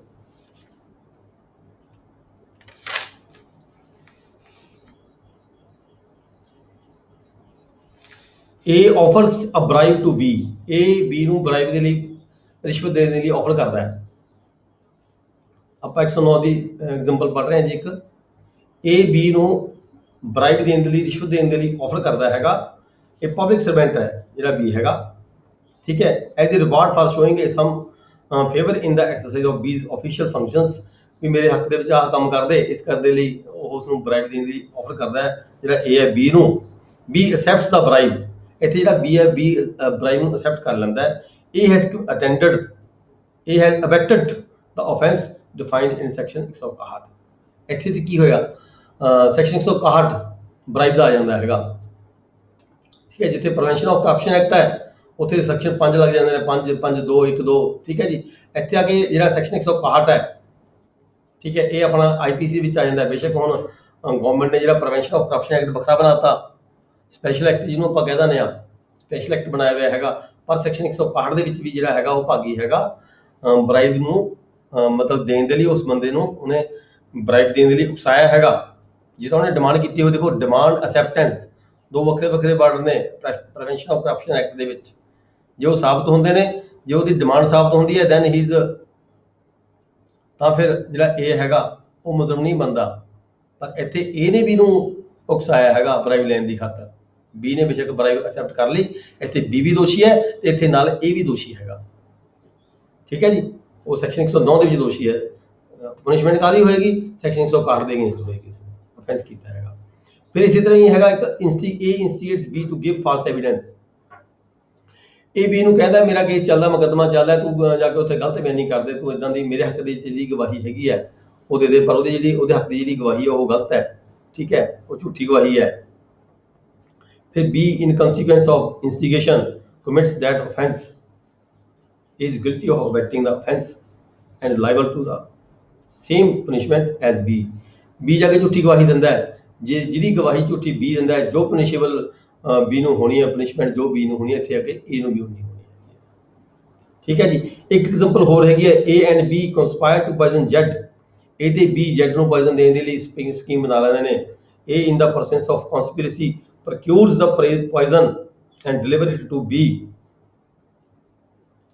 ਠੀਕ ਹੈ ਜੀ। B ਨੂੰ ਡਿਲੀਵਰ ਕਰ ਦਿੰਦੇ ਹੈ, A ਤਿਆਰ ਕਰਦਾ ਹੈ ਤੇ B ਨੂੰ ਦੇ ਦਿੰਦਾ ਹੈ in order that he may administer to Z ਨੂੰ ਦੇਣ ਦੀ ਖਾਤਰ। B in pursuance of the conspiracy, B ਜਿਹੜਾ ਹੈਗਾ ਉਸ conspiracy ਦੇ ਵਿੱਚ B in pursuance of the conspiracy administers the poison to Z A's absence and thereby causes Z's death।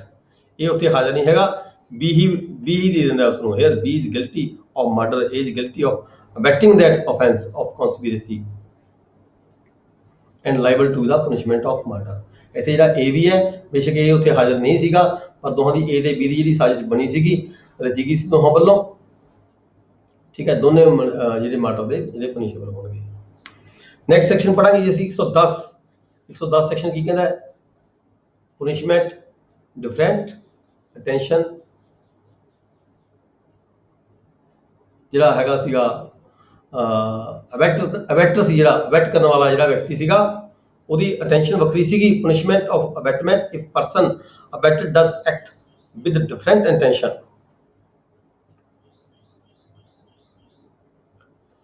ਉਹਦੀ attention ਹੋਰ ਸੀਗੀ, ਪਰ ਜਿਹੜਾ ਅਬੈਟਡ ਕੀਤਾ ਗਿਆ ਬੰਦਾ, ਜਿਹੜਾ ਜਿਹਨੂੰ ਅਬੈਟਮੈਂਟ ਹੋਈ, ਅਬੈਟਰ ਦੀ ਟੈਂਸ਼ਨ ਹੋਰ ਸੀ, ਜਿਹਨੇ ਅਫੈਂਸ ਕਮਿਟ ਕੀਤਾ ਉਹਦੀ ਟੈਂਸ਼ਨ ਚੇਂਜ ਹੋ ਗਈ, ਅੱਗੇ ਜਾ ਕੇ ਬਦਲ ਗਿਆ ਮਨ, ਹੋਰ ਲਾਲਚ ਪੈਦਾ ਹੋ ਗਿਆ ਕਿਸੇ ਗੱਲ ਦਾ, ਫਰੋਮ ਦੈਟ ਅਬੈਟਰ, ਠੀਕ ਹੈ। ਇੱਥੇ ਕੀ ਹੋਏਗਾ,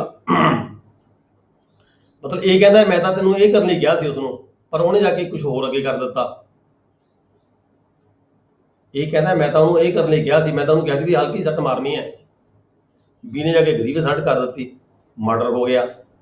ਇੱਥੇ ਆ ਕੇ ਜਿਹੜਾ ਇਹ ਹੈਗਾ, ਜਿਹੜਾ ਅਬੈਟਰ ਹੈਗਾ, ਉਹ ਇਸ ਗੱਲ ਦਾ ਬੈਨੀਫਿਟ ਨਹੀਂ ਲੈ ਸਕਦਾ ਵੀ ਮੈਂ ਤਾਂ ਜੀ ਉਹਨੂੰ ਛੋਟਾ ਕੰਮ ਕਰਨ ਲਈ ਕਿਹਾ ਸੀਗਾ, ਹਲਕੀ ਸੱਟ ਮਾਰਨ ਲਈ ਕਿਹਾ ਸੀਗਾ, ਮੈਨੂੰ ਕੀ ਪਤਾ ਸੀ ਉਹ ਉੱਥੇ ਉਹਦੇ ਗੋਲੀ ਮਾਰ ਦੇਗਾ ਜਾਂ ਛੁਰਾ ਮਾਰ ਦੇਗਾ, ਜਿਹਦੇ ਨਾਲ ਉਹਦੀ ਮੌਤ ਹੋ ਜਾਏਗੀ। ਇੱਥੇ ਆ ਕੇ ਜਿਹੜਾ ਇਹ ਹੈਗਾ ਉਹੀ ਅਫੈਂਸ ਦੇ ਲਈ ਉਹ ਪਨਿਸ਼ੇਬਲ ਹੋਏਗਾ ਜਿੰਨਾ ਅਫੈਂਸ ਹੋਇਆ ਹੈ। ਜਿਸ ਅਫੈਂਸ ਦੇ ਲਈ ਜਿਹਨੇ ਅਫੈਂਸ ਕਮਿਟ ਕੀਤਾ ਹੈ, ਜਿੰਨੀ ਸਜ਼ਾ ਉਹਨੂੰ ਹੋਏਗੀ ਉਨੀ ਸਜ਼ਾ ਹੀ ਅਬੈਟ ਕਰਨ ਵਾਲੇ ਵਿਅਕਤੀ ਨੂੰ ਹੋਏਗੀ। ਇਹ ਸੈਕਸ਼ਨ 110 ਕਹਿੰਦਾ ਜੀ, ਕਲੀਅਰ ਹੈਗਾ। ਠੀਕ ਹੈ, ਬੇਸ਼ੱਕ ਉਹਦੀ ਮਨਸ਼ਾ ਨਹੀਂ ਸੀਗੀ, ਉਹਦੀ ਮਨਸ਼ਾ ਸਿਰਫ ਸੱਟ ਮਾਰਨ ਦੀ ਸੀ, ਛੋਟੀ ਮੋਟੀ ਸੱਟ ਵੱਜ ਗਈ ਵੱਡੀ, ਜਿਹਦੇ ਨਾਲ ਜਿਹੜਾ ਪਰਸਨ ਸੀ ਜਿਹਦੇ ਅਗੇਂਸਟ ਆਫੈਂਸ ਕਮਿਟ ਹੋਇਆ ਉਹਦੀ ਡੈਥ ਹੋ ਗਈ ਜਾਂ ਗਰੀਵਸ ਹਰਟ ਹੋ ਗਈ, ਉਹ ਇਨਕੈਪੇਬਲ ਹੋ ਗਿਆ, ਤੁਰਨ ਚੱਲਣ ਫਿਰ ਤੋਂ ਅਸਮਰਥ ਹੋ ਗਿਆ। ਇੱਥੇ ਜਿੰਨੀ ਸਜ਼ਾ ਦਾ ਭਾਗੀ ਜਿਹੜਾ ਬੀ ਹੋਏਗਾ ਜਿਹਨੇ ਅਫੈਂਸ ਕਮਿਟ ਕੀਤਾ ਹੈ, ਉਨੀ ਸਜ਼ਾ ਦਾ ਭਾਗੀ ਹੀ ਇਹ ਹੋਏਗਾ। ਬੇਸ਼ੱਕ ਇਸ ਗੱਲ ਦਾ ਪ੍ਰੂਵ ਹੋ ਜਾਵੇ, ਬੇਸ਼ੱਕ ਇਹ ਗੱਲ ਸਾਬਤ ਹੋ ਜਾਵੇ ਵੀ ਉਹ ਇਹ ਗੱਲ ਮਾਰਨਾ ਨਹੀਂ ਸੀ ਚਾਹੁੰਦਾ, ਤਾਂ ਛੋਟੀ ਜਿਹੜਾ ਐਕਟ ਸੀਗਾ ਉਹ ਕਰਨਾ ਚਾਹੁੰਦਾ ਸੀਗਾ, ਪਰ ਨਹੀਂ। ਜੋ ਅਫੈਂਸ ਕਮਿਟ ਹੋਇਆ ਉਨੀ ਹੀ ਸਜ਼ਾ ਜਿੰਨੀ ਬੀ ਨੂੰ ਹੋਣੀ ਹੈ ਉਨੀ ਸਜ਼ਾ ਇਹਨੂੰ ਹੋਈ। ਠੀਕ ਹੈ ਜੀ। Same as the offence abetted according to offence abetted. Next ਹੈ section 111 liability of abettor when one act abetted and different act done. ਇੱਥੇ ਕਹਿੰਦੇ ਨੇ ਵੀ ਅਬੈਟਰ ਦੀ ਲਾਇਬਿਲਿਟੀ ਕੀ ਬਣਦੀ ਹੈ। ਹੁਣ ਤਾਂ ਇੱਕ ਕੰਮ ਕਰਨ ਲਈ ਕਿਹਾ ਸੀਗਾ ਵੀ ਆਹ ਕੰਮ ਕਰਨਾ, ਜਿਹੜਾ ਅੱਗੇ ਅਫੈਂਡਰ ਸੀਗਾ ਜਿਹਨੇ ਕੰਮ ਕਰਨਾ ਸੀਗਾ ਉਹਨੇ ਕੰਮ ਹੋਰ ਵੀ ਕਰਤੇ, ਨਾਲ ਡਿਫਰੈਂਟ ਐਕਟ ਕੀਤਾ। ਇਹਦਾ ਦੇਖੋ ਜਿਹੜਾ ਪਹਿਲਾਂ ਆਪਾਂ ਪੜ੍ਹ ਕੇ ਗਏ 110, ਉਹ ਤਾਂ ਐਕਟ ਤਾਂ ਉਹੀ ਕੀਤਾ ਪਰ ਉਹ ਜ਼ਿਆਦਾ ਹੋ ਗਿਆ। 110 ਇਹ ਗੱਲ ਕਹਿੰਦਾ ਹੈ ਵੀ ਐਕਟ ਤਾਂ ਉਹੀ ਕਰਨ ਦੀ ਕੋਸ਼ਿਸ਼ ਕੀਤੀ ਪਰ ਉਹ ਜ਼ਿਆਦਾ ਹੋ ਗਿਆ। ਇਨ ਪਰਸੂਐਂਸ ਆਫ ਦੈਟ ਐਕਟ, ਉਸੇ ਐਕਟ ਦੀ ਪਰਸੂਐਂਸ ਦੇ ਵਿੱਚ ਉਸ ਐਕਟ ਨੂੰ ਕਰਦੇ ਕਰਦੇ ਜਿਹੜਾ ਐਕਟ ਆ ਜ਼ਿਆਦਾ ਹੋ ਗਿਆ, ਅਫੈਂਸ ਜ਼ਿਆਦਾ ਵੱਡਾ ਹੋ ਗਿਆ। ਇਹਦਾ ਸੈਕਸ਼ਨ 110 ਇਹ ਗੱਲ ਕਹਿੰਦਾ ਹੈ। ਪਰ ਸੈਕਸ਼ਨ 111 ਕੀ ਕਹਿੰਦਾ ਹੈ? ਦੇਖੋ ਥੋੜਾ ਡਿਫਰੈਂਸ ਹੈ ਸਾਰੇ ਸੈਕਸ਼ਨਾਂ ਦੇ ਵਿੱਚ। ਇੱਥੇ ਅਸੀਂ ਕਨਫਿਊਜ਼ ਨਹੀਂ ਹੋਣਾ। ਜਿਹੜਾ ਕੁਐਸਚਨ ਹੈ ਉਹਨੂੰ ਚੰਗੀ ਤਰ੍ਹਾਂ ਪਹਿਲਾਂ ਧਿਆਨ ਨਾਲ ਪੜ੍ਹਨਾ ਹੈ, ਸਮਝਣਾ ਹੈ, ਫਿਰ ਹੀ ਉਹਦਾ ਆਨਸਰ ਲਿਖਣਾ ਹੈ। ਜੇ ਹੁਣ ਸੈਕਸ਼ਨ ਤਾਂ ਜਿਹੜਾ ਤੁਹਾਡਾ ਕੁਐਸਚਨ ਹੈਗਾ ਉਹ ਤਾਂ 110 ਦਾ ਰਿਲੇਟਡ ਹੈ, ਆਪਾਂ ਜਾ ਕੇ 111 ਲਿਖ ਦਈਏ ਉੱਥੇ ਆਪਣਾ ਸਾਰਾ ਗਲਤ ਹੋ ਜਾਏਗਾ। ਇਸ ਕਰਕੇ ਪਹਿਲਾਂ ਕੁਐਸਚਨ ਨੂੰ ਪੜ੍ਹਨਾ ਹੈ, ਧਿਆਨ ਨਾਲ ਸਮਝਣਾ ਹੈ, ਫਿਰ ਦੇਖਣਾ ਵੀ ਇਹਦੇ ਕਿਹੜਾ ਸੈਕਸ਼ਨ ਐਪਲੀਕੇਬਲ ਹੋਏਗਾ, ਫਿਰ ਹੀ ਉਹਦਾ ਆਨਸਰ ਦੇਣਾ ਹੈਗਾ। 111 ਚ ਕੀ ਕਿਹਾ ਗਿਆ? 111 ਚ ਇਹ ਕਿਹਾ ਗਿਆ ਵੀ ਜਿਹੜਾ ਅਬੈਟਰ ਹੈ ਉਹਦੀ ਲਾਇਬਿਲਿਟੀ ਕਿੰਨੀ ਕੁ ਬਣਦੀ ਹੈ। ਜੇ ਉਹਨੇ ਇੱਕ ਐਕਟ ਕਰਨ ਦੇ ਲਈ ਕਿਹਾ ਹੋਵੇ ਬੀ ਨੂੰ, ਮੰਨ ਲਓ ਇਹ ਪਰਸਨ ਹੈ, ਉਹਨੇ ਬੀ ਨੂੰ ਅਬੈਟ ਕਰਤਾ ਕੁਝ ਕੰਮ ਕਰਨ ਦੇ ਲਈ, ਉਹਨੇ ਇੱਕ ਦੀ ਥਾਂ ਤੇ ਦੋ ਕੰਮ ਕਰਤੇ, ਦੋ ਜਾਂ ਤਿੰਨ ਅਫੈਂਸ ਕਮਿਟ ਕਰ ਦਿੱਤੇ, ਠੀਕ ਹੈ, ਤਾਂ ਇਹਦੀ ਲਾਇਬਿਲਿਟੀ ਕੀ ਬਣਦੀ ਹੈ? ਇੱਥੇ ਇਹ ਸੈਕਸ਼ਨ ਦੇ ਵਿੱਚ ਇਹੀ ਕਿਹਾ ਗਿਆ ਵੀ ਉਹਦੀ ਲਾਇਬਿਲਿਟੀ ਵੀ ਉਨੀ ਹੀ ਬਣੇਗੀ ਜਿੰਨੇ ਅਫੈਂਸ ਕਮਿਟ ਹੋਏ। when an act is abetted and a different act is done, when act is abetted, ਇੱਕ ਐਕਟ ਅਬੈਟ ਕੀਤਾ ਗਿਆ ਵੀ ਆਹ ਐਕਟ ਕਰਨਾ ਹੈ, and a different act is done, different act ਹੋਵੇ, the abetter is liable for the act done in the same manner and to the same extent as if he had directly abetted it। ਮਤਲਬ ਕਿ ਇਹ ਹੋਏਗਾ ਵੀ ਉਸਨੇ ਇਹ ਜਿਹੜੇ offence ਸੀਗੇ ਅਬੈਟਮੈਂਟ ਕੀਤੀ, ਬੇਸ਼ੱਕ ਕੀਤੀ ਇੱਕ ਕੰਮ ਲਈ ਹੈ, ਕੰਮ ਹੋ ਗਏ ਦੋ, ਪਰ ਹੋਏ ਤਾਂ ਹੀ ਨਾ ਜੇ ਉਸਨੇ ਇੰਸਟੀਗੇਟ ਕੀਤਾ। ਜੇ ਉਹਨੇ ਇੱਕ ਕੰਮ ਕਰਨ ਲਈ ਇੰਸਟੀਗੇਟ ਕੀਤਾ ਤਾਂ ਹੀ ਦੋ ਕੰਮ ਹੋਏ, ਤਾਂ ਹੀ ਦੋ ਅਫੈਂਸ ਕਮਿਟ ਹੋਏ। ਇਸ ਕਰਕੇ ਉਹ ਦੋਨਾਂ ਦੇ ਲਈ ਹੀ ਉਹ ਜਿਹੜਾ ਹੈਗਾ ਅਬੈਟਮੈਂਟ ਦੇ ਲਈ ਪਨਿਸ਼ੇਬਲ ਹੋਏਗਾ। ਠੀਕ ਹੈ ਜੀ। ਇਹਦੀ ਐਗਜ਼ਾਮਪਲ ਪੜ੍ਹ ਲਓ। ਇੱਕ example A instigates a child to put poison into the food of Z। ਇਹ ਕਿਸੇ ਬੱਚੇ ਨੂੰ ਕਹਿੰਦਾ ਹੈ ਵੀ ਤੁਸੀਂ Z ਦੇ ਖਾਣੇ ਦੇ ਵਿੱਚ ਪੋਇਜ਼ਨ ਪਾਣੀ ਹੈ। ਠੀਕ ਹੈ, ਇਹ ਕਿਸੇ ਬੱਚੇ ਨੂੰ ਕਹਿੰਦਾ ਹੈ ਵੀ ਤੁਸੀਂ Z ਦੇ ਖਾਣੇ ਦੇ ਵਿੱਚ ਪੋਇਜ਼ਨ ਪਾਣੀ ਹੈ। ਜਦੋਂ ਉਹ ਖਾਣਾ ਖਾਣ ਲੱਗੇਗਾ ਉਸ ਤੋਂ ਪਹਿਲਾਂ ਪਰਦੇ ਦੇ ਨਾਲ ਚੁਪਕੇ ਕਿਸੇ ਢੰਗ ਤਰੀਕੇ ਦੇ ਨਾਲ ਉਹਦੇ ਖਾਣੇ ਦੇ ਵਿੱਚ ਜਿਹੜੀ ਹੈਗੀ ਆ ਪੋਇਜ਼ਨ, ਚਾਹ ਦੇ ਕੱਪ ਦੇ ਵਿੱਚ ਜਾਂ ਪਾਣੀ ਦੇ ਵਿੱਚ ਜੋ ਵੀ ਹੈਗਾ ਉਹਨੂੰ ਪੋਇਜ਼ਨ ਦੇਣੀ ਹੈ। ਹੁਣ ਬੱਚਾ ਸੀਗਾ, ਠੀਕ ਹੈ, 2 ਗਲਾਸ ਪਏ ਸੀ ਟੇਬਲ ਤੇ, 2 ਬੰਦੇ ਬੈਠੇ ਸੀਗੇ। ਉਹਨੇ ਕਿਹਾ ਸੀਗਾ B ਦੇ ਗਲਾਸ ਵਿੱਚ ਪਾਣਾ ਹੈ ਪੋਇਜ਼ਨ। ਗਲਤੀ ਨਾਲ ਤੋਂ C ਦੇ ਗਲਾਸ ਪੋਇਜ਼ਨ ਪੈ ਜਾਂਦੀ ਹੈ ਜਾਂ ਗਲਾਸ ਬਦਲ ਜਾਂਦੇ ਨੇ, ਜਿਵੇਂ ਵੀ ਮੇਬੀ ਦੂਜੇ ਵਿਅਕਤੀ ਦੇ ਗਲਾਸ ਦੇ ਵਿੱਚ ਪੋਇਜ਼ਨ ਪੈ ਜਾਂਦੀ ਹੈ, ਦੂਜੇ ਵਿਅਕਤੀ ਦਾ ਮਰਡਰ ਹੋ ਜਾਂਦਾ, ਉਹ ਬੰਦੇ ਦੀ ਡੈਥ ਹੋ ਜਾਂਦੀ ਹੈ। ਠੀਕ ਹੈ, ਇੱਥੇ ਆ ਕੇ ਗੱਲ ਉਹੀ ਆ ਗਈ ਵੀ ਜਿਹੜਾ ਇਹ ਹੈਗਾ he is offender, he is punishable under the section 111। ਬੇਸ਼ੱਕ ਉਹਦੀ ਮਨਸ਼ਾ ਉਹਨੂੰ ਨਹੀਂ ਸੀਗੀ, offense ਕੋਈ ਹੋਰ ਕਿਹਾ ਸੀ, ਹੋ ਗਿਆ ਕੋਈ ਹੋਰ। and gives him poison, ਦੇਖੋ ਇਹ instigates a child to put poison into the food of jet and gives him poison for the purpose the child in consequence of the instigation by mistake puts the poison into the food of y, y ਦੇ food ਚ ਪੈ ਜਾਂਦੀ ਹੈ, ਠੀਕ ਹੈ, y ਦੀ death ਹੋ ਜਾਂਦੀ ਹੈ। ਜਿਹੜਾ ਇਹ ਹੈਗਾ ਉਹ ਪਨਿਸ਼ੇਬਲ ਹੋਏਗਾ ਇੱਥੇ ਸੇਮ ਆਫੈਂਸ ਦਾ, ਜੋ ਵੀ ਆਫੈਂਸ ਕਮਿਟ ਕੀਤਾ ਹੈਗਾ।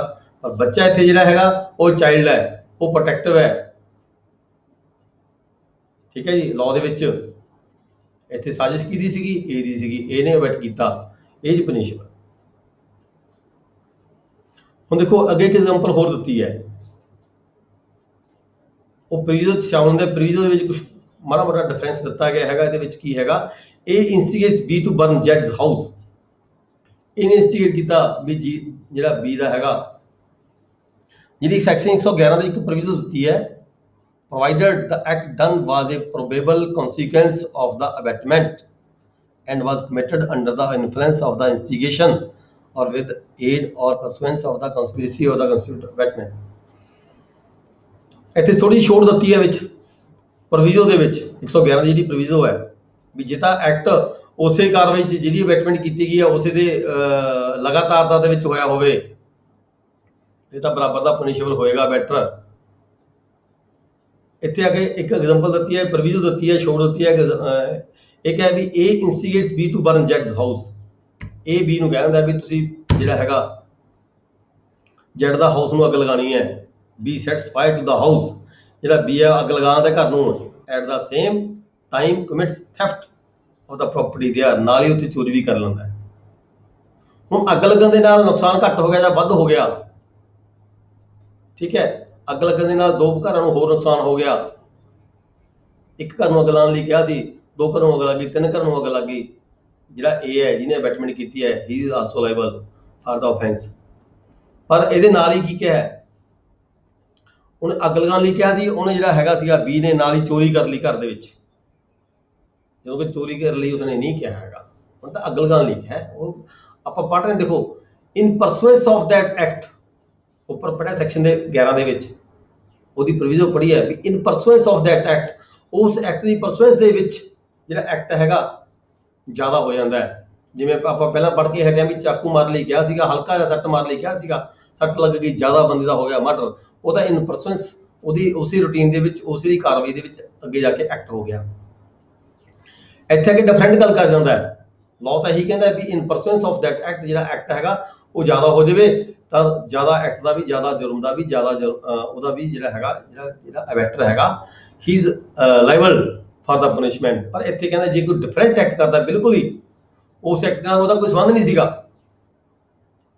ਉਹਨੇ ਕਿਹਾ ਸੀਗਾ, ਏ ਨੇ ਬੀ ਨੂੰ ਕਿਹਾ ਵੀ ਅੱਗ ਲਗਾਉਣੀ ਹੈ ਜੱਟ ਦੇ ਘਰ ਦੇ ਵਿੱਚ, ਬੀ ਜਿਹੜਾ ਹੈਗਾ ਜੱਟ ਦੇ ਘਰ 'ਚ ਅੱਗ ਲਗਾ ਦਿੰਦਾ ਹੈ। ਅੱਗ ਲਗਾਉਣ ਦੇ ਨਾਲ ਨਾਲ ਕੀ ਕਰਦਾ, ਉਹ ਚੋਰੀ ਕਰ ਲੈਂਦਾ ਹੈ ਘਰ ਦੇ ਵਿੱਚ, ਕੋਈ ਗੋਲਡ ਜਿਹੜੀਆਂ ਹੈਗੀਆਂ ਨੇ ਵੈਲਿਊਏਬਲ ਆਈਟਮਸ ਨੇ ਉਹਨੂੰ ਛੁਪਾ ਲੈਂਦਾ, ਚੋਰੀ ਕਰ ਲੈਂਦਾ।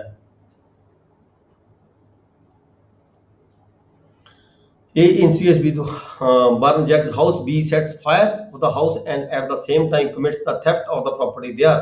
A though guilty of abetting the burning, ਜਿਹੜਾ A ਹੈਗਾ ਉਹ burning ਦੇ ਲਈ guilty ਤਾਂ ਹੈਗਾ of the house, is not guilty of the abetting the theft, ਪਰ ਉਹ ਚੋਰੀ ਦੀ ਜਿਹੜਾ ਹੈਗਾ ਉਹ ਗਿਲਟੀ ਨਹੀਂ ਹੋਏਗਾ। ਇੱਥੇ ਆ ਕੇ ਜਿਹੜੀ ਸੈਕਸ਼ਨ 111 ਦੀ ਜਿਹੜੀ ਪ੍ਰੋਵੀਜ਼ਨ ਹੈਗੀ ਹੈ ਉਹਦਾ ਬੈਨੀਫਿਟ ਉਹਨੂੰ ਮਿਲੇਗਾ। ਸੈਕਸ਼ਨ 111 ਦੀ ਜਿਹੜੀ ਪ੍ਰੋਵੀਜ਼ਨ ਦਿੱਤੀ ਗਈ ਹੈ, ਕਿਉਂਕਿ ਜਿਹੜਾ ਇਹ ਐਕਟ ਹੈ ਅੱਗ ਲਗਾਉਣ ਦੇ ਨਾਲ ਰਿਲੇਟਡ ਨਹੀਂ ਹੈਗਾ। ਅੱਗ ਲਗਾਉਣ ਦੇ ਨਾਲ ਮੈਂ ਗੱਲ ਕਰ ਚੁੱਕਿਆ ਵੀ ਜੇ ਇੱਕ ਘਰ ਨੂੰ ਅੱਗ ਲੱਗੀ ਜਾਂ ਦੋ ਨੂੰ ਲੱਗ ਜਾਂਦੀ ਜਾਂ ਤਿੰਨ ਨੂੰ ਲੱਗ ਜਾਂਦੀ, ਚਾਰ ਨੂੰ ਲੱਗ ਜਾਂਦੀ, ਤਾਂ ਜਿਹੜਾ ਏ ਸੀਗਾ ਉਹ ਪਨਿਸ਼ੇਬਲ ਸੀਗਾ ਸਾਰੇ ਐਕਟ ਦਾ।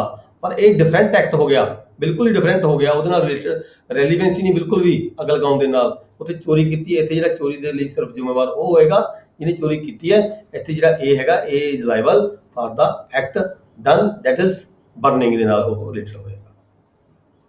ਠੀਕ ਹੈ ਜੀ। ਅੱਗੇ ਇੱਕ ਐਗਜ਼ਾਮਪਲ ਹੋਰ ਹੈਗੀ ਹੈ, A instigate B to burn, A instigate B and C to break into the inhabited house। ਕੋਈ ਰਹਿਸ਼ੀ ਘਰ ਹੈਗਾ, ਬੀ ਤੇ ਸੀ ਨੂੰ ਕਹਿੰਦਾ ਏ ਵੀ ਇਹਨੂੰ ਬ੍ਰੇਕ ਕਰ ਦੋ, ਤੋੜੋ ਉਸਨੂੰ ਰਾਤ ਨੂੰ ਫਾਰ ਦਾ ਪਰਪਸ ਆਫ ਰੋਬਰੀ, ਡਕੈਤੀ ਕਰਨ ਦੀ ਖਾਤਰ। ਠੀਕ ਹੈ, ਵੀ ਇਸ ਘਰ ਦੇ ਵਿੱਚ ਡਕੈਤੀ ਕਰਨੀ ਹੈ, ਇਸ ਘਰ ਦੇ ਵਿੱਚ ਪਾੜ ਲਗਾਓ ਜਾਂ ਤਾਲਾ ਤੋੜੋ ਜਾਂ ਜਿੰਦਾ ਤੋੜੋ, ਜੋ ਵੀ ਕਰਨਾ ਹੈਗਾ, ਜਾਂ ਕਿਵੇਂ ਵੀ ਇਹ 'ਚ ਬ੍ਰੇਕ ਕਰਕੇ ਤੋੜ ਕੇ ਇਸ ਘਰ ਦੇ ਵਿੱਚ ਐਂਟਰ ਕਰਨਾ ਹੈ ਰਾਤ ਨੂੰ 12 ਵਜੇ ਜਾਂ midnight, and provides them with arms for the purpose, ਉਹਨਾਂ ਨੂੰ ਹਥਿਆਰ ਦਿੰਦਾ ਹੈ, ਹਥਿਆਰ ਪ੍ਰੋਵਾਈਡ ਕਰਦਾ ਹੈ ਜਿਹੜਾ ਇਹ ਹੈਗਾ ਬੀ ਤੇ ਸੀ ਨੂੰ।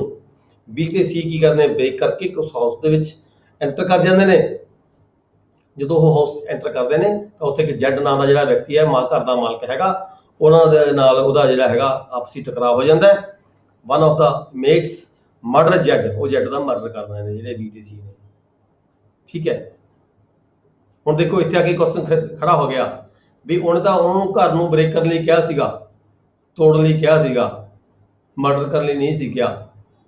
ਠੀਕ ਹੈ, ਪਰ ਇੱਥੇ ਆ ਕੇ ਅਸੀਂ ਦੇਖੋ ਲਾਅ ਪੜ੍ਹਦੇ ਹਾਂ ਫਿਰ 110, ਇਨ ਪਰਸੂਐਂਸ ਆਫ ਦੈਟ ਐਕਟ, ਜਿਹੜਾ ਸੈਕੰਡ ਐਕਟ offense commit ਹੋਇਆ ਹੈ ਉਹਦੇ ਨਾਲ ਰੈਲੀਵੈਂਸੀ ਹੈ।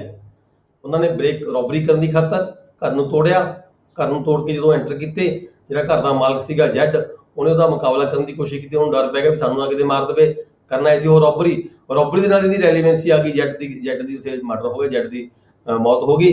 ਇੱਥੇ ਜਿਹੜਾ ਇਹ ਹੈਗਾ ਉਹ ਜੈਡ ਦੀ ਮੌਤ ਦਾ ਜ਼ਿੰਮੇਵਾਰ ਵੀ ਹੈਗਾ, ਉਹਦੇ ਤੇ ਇਹ offense ਜਿਹੜਾ ਅਬੈਟਮੈਂਟ ਦਾ ਹੈਗਾ ਇਸ ਸੈਕਸ਼ਨ ਦੇ ਤਹਿਤ ਉਹ ਲਾਇਬਿਲਿਟੀ ਬਣਦੀ ਹੈ, ਉਹ ਵੀ ਪਨਿਸ਼ੇਬਲ ਹੈ ਜੇ ਜਿਹੜਾ ਬੀ ਤੇ ਸੀ ਮਰਡਰ ਲਈ ਰਿਸਪੌਂਸੀਬਲ ਨੇ, then A is also responsible for the murder, he is also punishable under this section।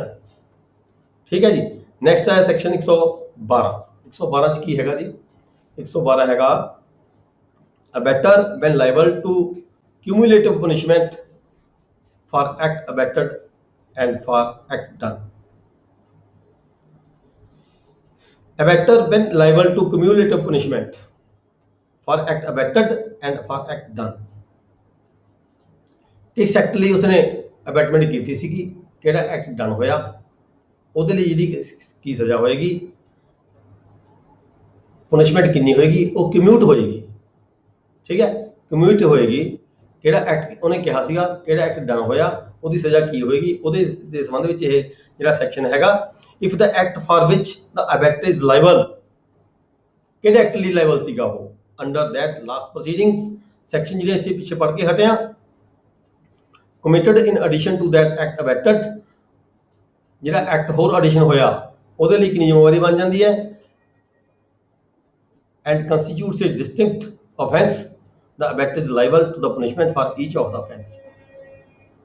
ਮਤਲਬ ਇਹਦੇ ਵਿੱਚ ਇਹੀ ਕਿਹਾ ਗਿਆ ਵੀ ਜਿੰਨੀ ਵੀ ਜਦੋਂ ਹੁਣ ਕੋਈ ਕਿਸੇ ਵਿਅਕਤੀ ਨੂੰ ਸਜ਼ਾ ਸੁਣਾਈ ਜਾਂਦੀ ਹੈ ਉਹਦੇ ਤੇ ਅਲੱਗ-ਅਲੱਗ ਧਾਰਾਵਾਂ ਲੱਗਦੀਆਂ ਨੇ, ਅਲੱਗ-ਅਲੱਗ ਧਾਰਾਵਾਂ ਦੇ ਵਿੱਚ ਜਿਹੜੀ ਸਜ਼ਾ ਹੈ ਉਹ ਕੋਰਟ ਵੱਲੋਂ ਅਨਾਉਂਸ ਕੀਤੀ ਜਾਂਦੀ ਹੈ, ਇਸ ਸੈਕਸ਼ਨ ਦੀ ਆ ਸਜ਼ਾ, ਇਸ ਸੈਕਸ਼ਨ ਦੀ ਆ ਸਜ਼ਾ, ਇਸ ਪਨਿਸ਼ਮੈਂਟ ਦੀ ਇਹ ਸਜ਼ਾ।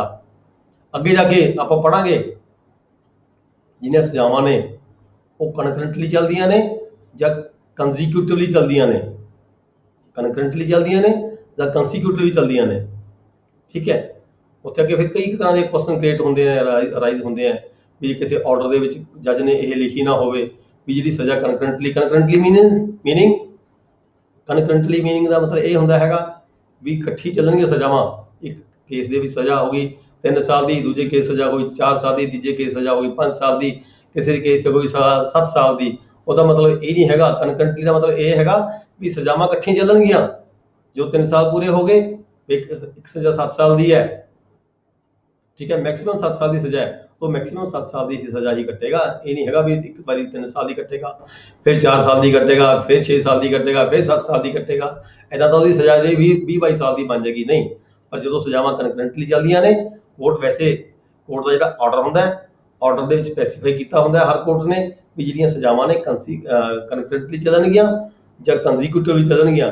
ਕੋਰਟ ਆਰਡਰ ਇਹ ਵੀ ਕਰ ਸਕਦੀ ਹੈ ਜੇ ਕੋਈ 2 ਸਜ਼ਾਵਾਂ ਨੇ, ਕਿਸੇ ਨੂੰ ਇੱਕ ਕੇਸ ਦੀ ਸਜ਼ਾ 3 ਸਾਲ ਦੀ ਹੈ, ਦੂਜੇ ਕੇਸ ਸਜ਼ਾ 7 ਸਾਲ ਦੀ 4 ਸਾਲ ਦੀ ਹੈ, ਕੋਰਟ ਆਪਣੇ ਆਰਡਰ ਦੇ ਵਿੱਚ ਸਪੈਸੀਫਾਈ ਕਰ ਸਕਦੀ ਹੈ ਵੀ ਥੀਸ ਜਿਹੜੀਆਂ ਪ੍ਰਿਜ਼ਨਸ ਹੈਗੀਆਂ ਨੇ ਇਹ ਕੰਸੀਕਿਊਟਿਵਲੀ ਚੱਲਣਗੀਆਂ, ਵੀ ਪਹਿਲਾਂ 3 ਸਾਲ ਦੀ ਸਜ਼ਾ ਪੂਰੀ ਕਰਨੀ ਪਏਗੀ ਉਸਨੂੰ, ਫਿਰ ਸਜ਼ਾ 4 ਸਾਲ ਦੀ ਪੂਰੀ ਕਰਨੀ ਪਏਗੀ। ਇਸ ਤਰੀਕੇ ਜਿਹੜੀ ਸਜ਼ਾ ਹੁੰਦੀ ਹੈ 7 ਸਾਲ ਦੀ ਬਣ ਜਾਂਦੀ ਹੈ। ਪਰ ਜੇ ਕਨਕਰੈਂਟਲੀ ਚੱਲਦੀਆਂ ਹੁੰਦੀਆਂ ਤਾਂ ਸਜ਼ਾ ਸਿਰਫ 4 ਸਾਲ 'ਚ ਪੂਰੀ ਹੋ ठीक है। ਇਹਦੀ ਇੱਕ ਐਗਜ਼ਾਮਪਲ ਹੈ क्वेश्चन ਸੀਗਾ जी ਹਾਂਜੀ सर ਜਿਹੜਾ ਆਪਾਂ 111 ਪੜਿਆ ਜੀ ਜੀ ਉਹਦੇ ਸਰ B ਔਰ C ਜਿਹੜਾ ਇਹਦੇ ਚ B ਦੇ ਵਿੱਚ ਜੇ ਅੱਗ ਲੱਗ ਜਾਂਦੀ ਹੈ ਉਹਦਾ ਜ਼ਿੰਮੇਵਾਰ ਨਹੀਂ ਹੈਗਾ, C ਦੇ ਵਿੱਚ ਜੇ ਮਰਡਰ ਹੋ ਜਾਂਦਾ ਉਹਦਾ ਹੋ ਜਾਂਦਾ। ਇਹ ਤਾਂ ਮੰਨ ਲਓ ਐਕਟ ਤੇ ਡਿਪੈਂਡ ਕਰਦਾ। ਐਕਟ ਤੇ ਡਿਪੈਂਡ ਕਰਦਾ ਹੈ। ਦੇਖੋ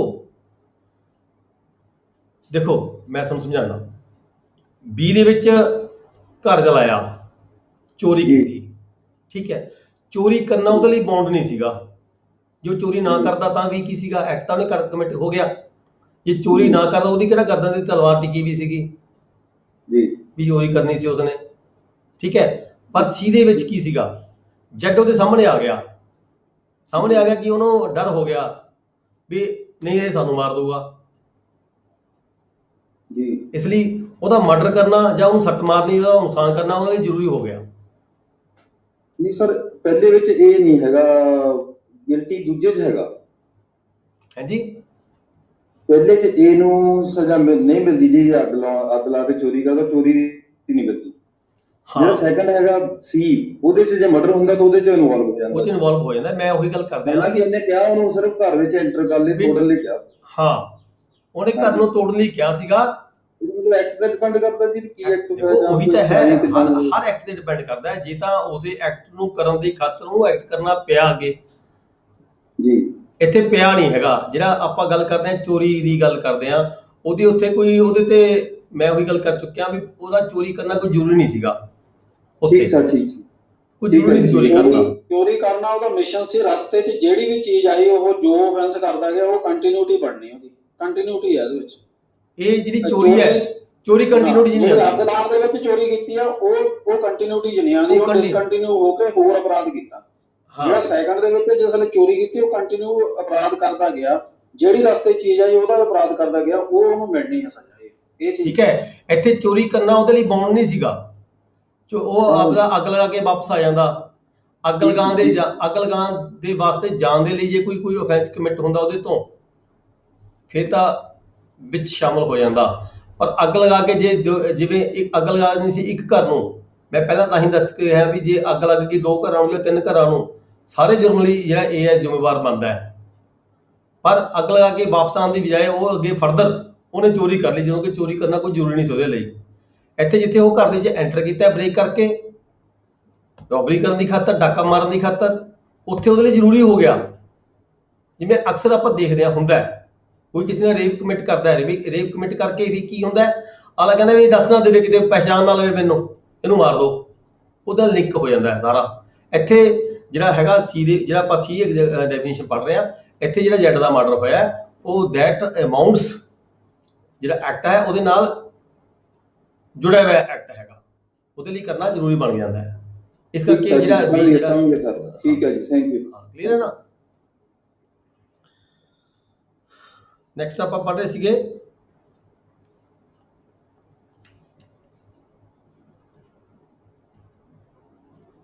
एक 112 abettor when liable to cumulative punishment for act abetted and for act done। ਇਹਦੀ ਆਪਾਂ ਐਗਜ਼ਾਮਪਲ ਪੜੋ, ਐਗਜ਼ਾਮਪਲ ਤੁਹਾਨੂੰ ਕਲੀਅਰ ਹੋਏਗਾ। A instigate B to resist by force to distress। A instigate ਕਰਦਾ B ਨੂੰ ਕਿਸੇ ਪਬਲਿਕ ਸਰਵੈਂਟ ਨੂੰ ਫੜ ਕੇ ਬਿਠਾ ਲਿਆ ਇੱਥੇ, ਠੀਕ ਹੈ। A instigate ਕਰਦਾ B ਨੂੰ ਵੀ ਕਿਸੇ ਪਬਲਿਕ ਸਰਵੈਂਟ ਕੋਈ ਹੈਗਾ, ਸਰਕਾਰੀ ਮੁਲਾਜ਼ਮ ਹੈ, ਆਪਣੀ ਡਿਊਟੀ ਕਰਨ ਗਿਆ ਹੈਗਾ, ਵੀ ਤੁਸੀਂ ਉਸ ਨੂੰ ਫੜ ਕੇ ਬਿਠਾ ਲਓ। B ਨੂੰ ਕਹਿੰਦਾ B ਇਨ ਕੰਸੀਕੁਐਂਸ, B ਇਹਦੀ ਗੱਲ ਦੇ ਵਿੱਚ ਆ ਕੇ ਕੀ ਕਰਦਾ ਹੈ, ਜਿਹੜਾ B ਹੈਗਾ ਪਬਲਿਕ ਸਰਵੈਂਟ ਹੈਗਾ, ਉਸ ਨੂੰ ਫੜ ਕੇ ਬਿਠਾ ਲੈਂਦਾ, ਡਿਸਟਰੈਸ ਕਰ ਲੈਂਦਾ, ਯਾਨੀ ਕਿ ਫੜ ਲੈਂਦਾ, ਬੈਠ ਕੇ ਬੰਨ ਲੈਂਦਾ ਉਸ, ਠੀਕ ਹੈ। B voluntarily causes grievous hurt to the offense officer executing the distress। ਜਿਹੜਾ B ਹੈਗਾ ਫਿਰ ਉਸ ਨੂੰ ਕੀ ਕਰਦਾ ਹੈ, voluntarily causing grievous hurt, ਉਸ ਨੂੰ ਸੱਟ ਮਾਰਦਾ ਹੈ ਬੰਨੇ ਹੋਏ ਆਫੀਸਰ ਨੂੰ, ਠੀਕ ਹੈ। B has committed both the offenses of resisting the distress। ਜਿਹੜਾ B ਹੈ ਉਹ 2 offense commit ਕਰਦਾ ਇੱਥੇ, ਕਿਹੜੇ? ਇੱਕ ਤਾਂ ਉਸ ਨੂੰ ਬੰਨ ਕੇ ਰੱਖਣ ਦਾ and the offense of voluntarily causing grievous hurt, ਦੂਜਾ ਉਸ ਨੂੰ grievous hurt ਕਰਨ ਦਾ, ਮਤਲਬ ਕਿ ਜ਼ਖਮੀ ਕਰਨ ਦਾ। For both these offenses and A knew that B was likely voluntarily to cause grievous hurt in resisting the distress, he will also be liable to the punishment for the each of the offense। ਇੱਥੇ ਜਿਹੜਾ ਹੈਗਾ ਇਹਨੂੰ ਵੀ ਕਿਹਾ ਗਿਆ ਵੀ ਜੇ ਉਸਨੇ ਉਹਨੂੰ ਫੜ ਕੇ ਬਿਠਾਇਆ ਸੀਗਾ ਤਾਂ ਉਹਦੀ ਸੱਟ ਲੱਗੀ, is also punishable for the both the offenses। Section 113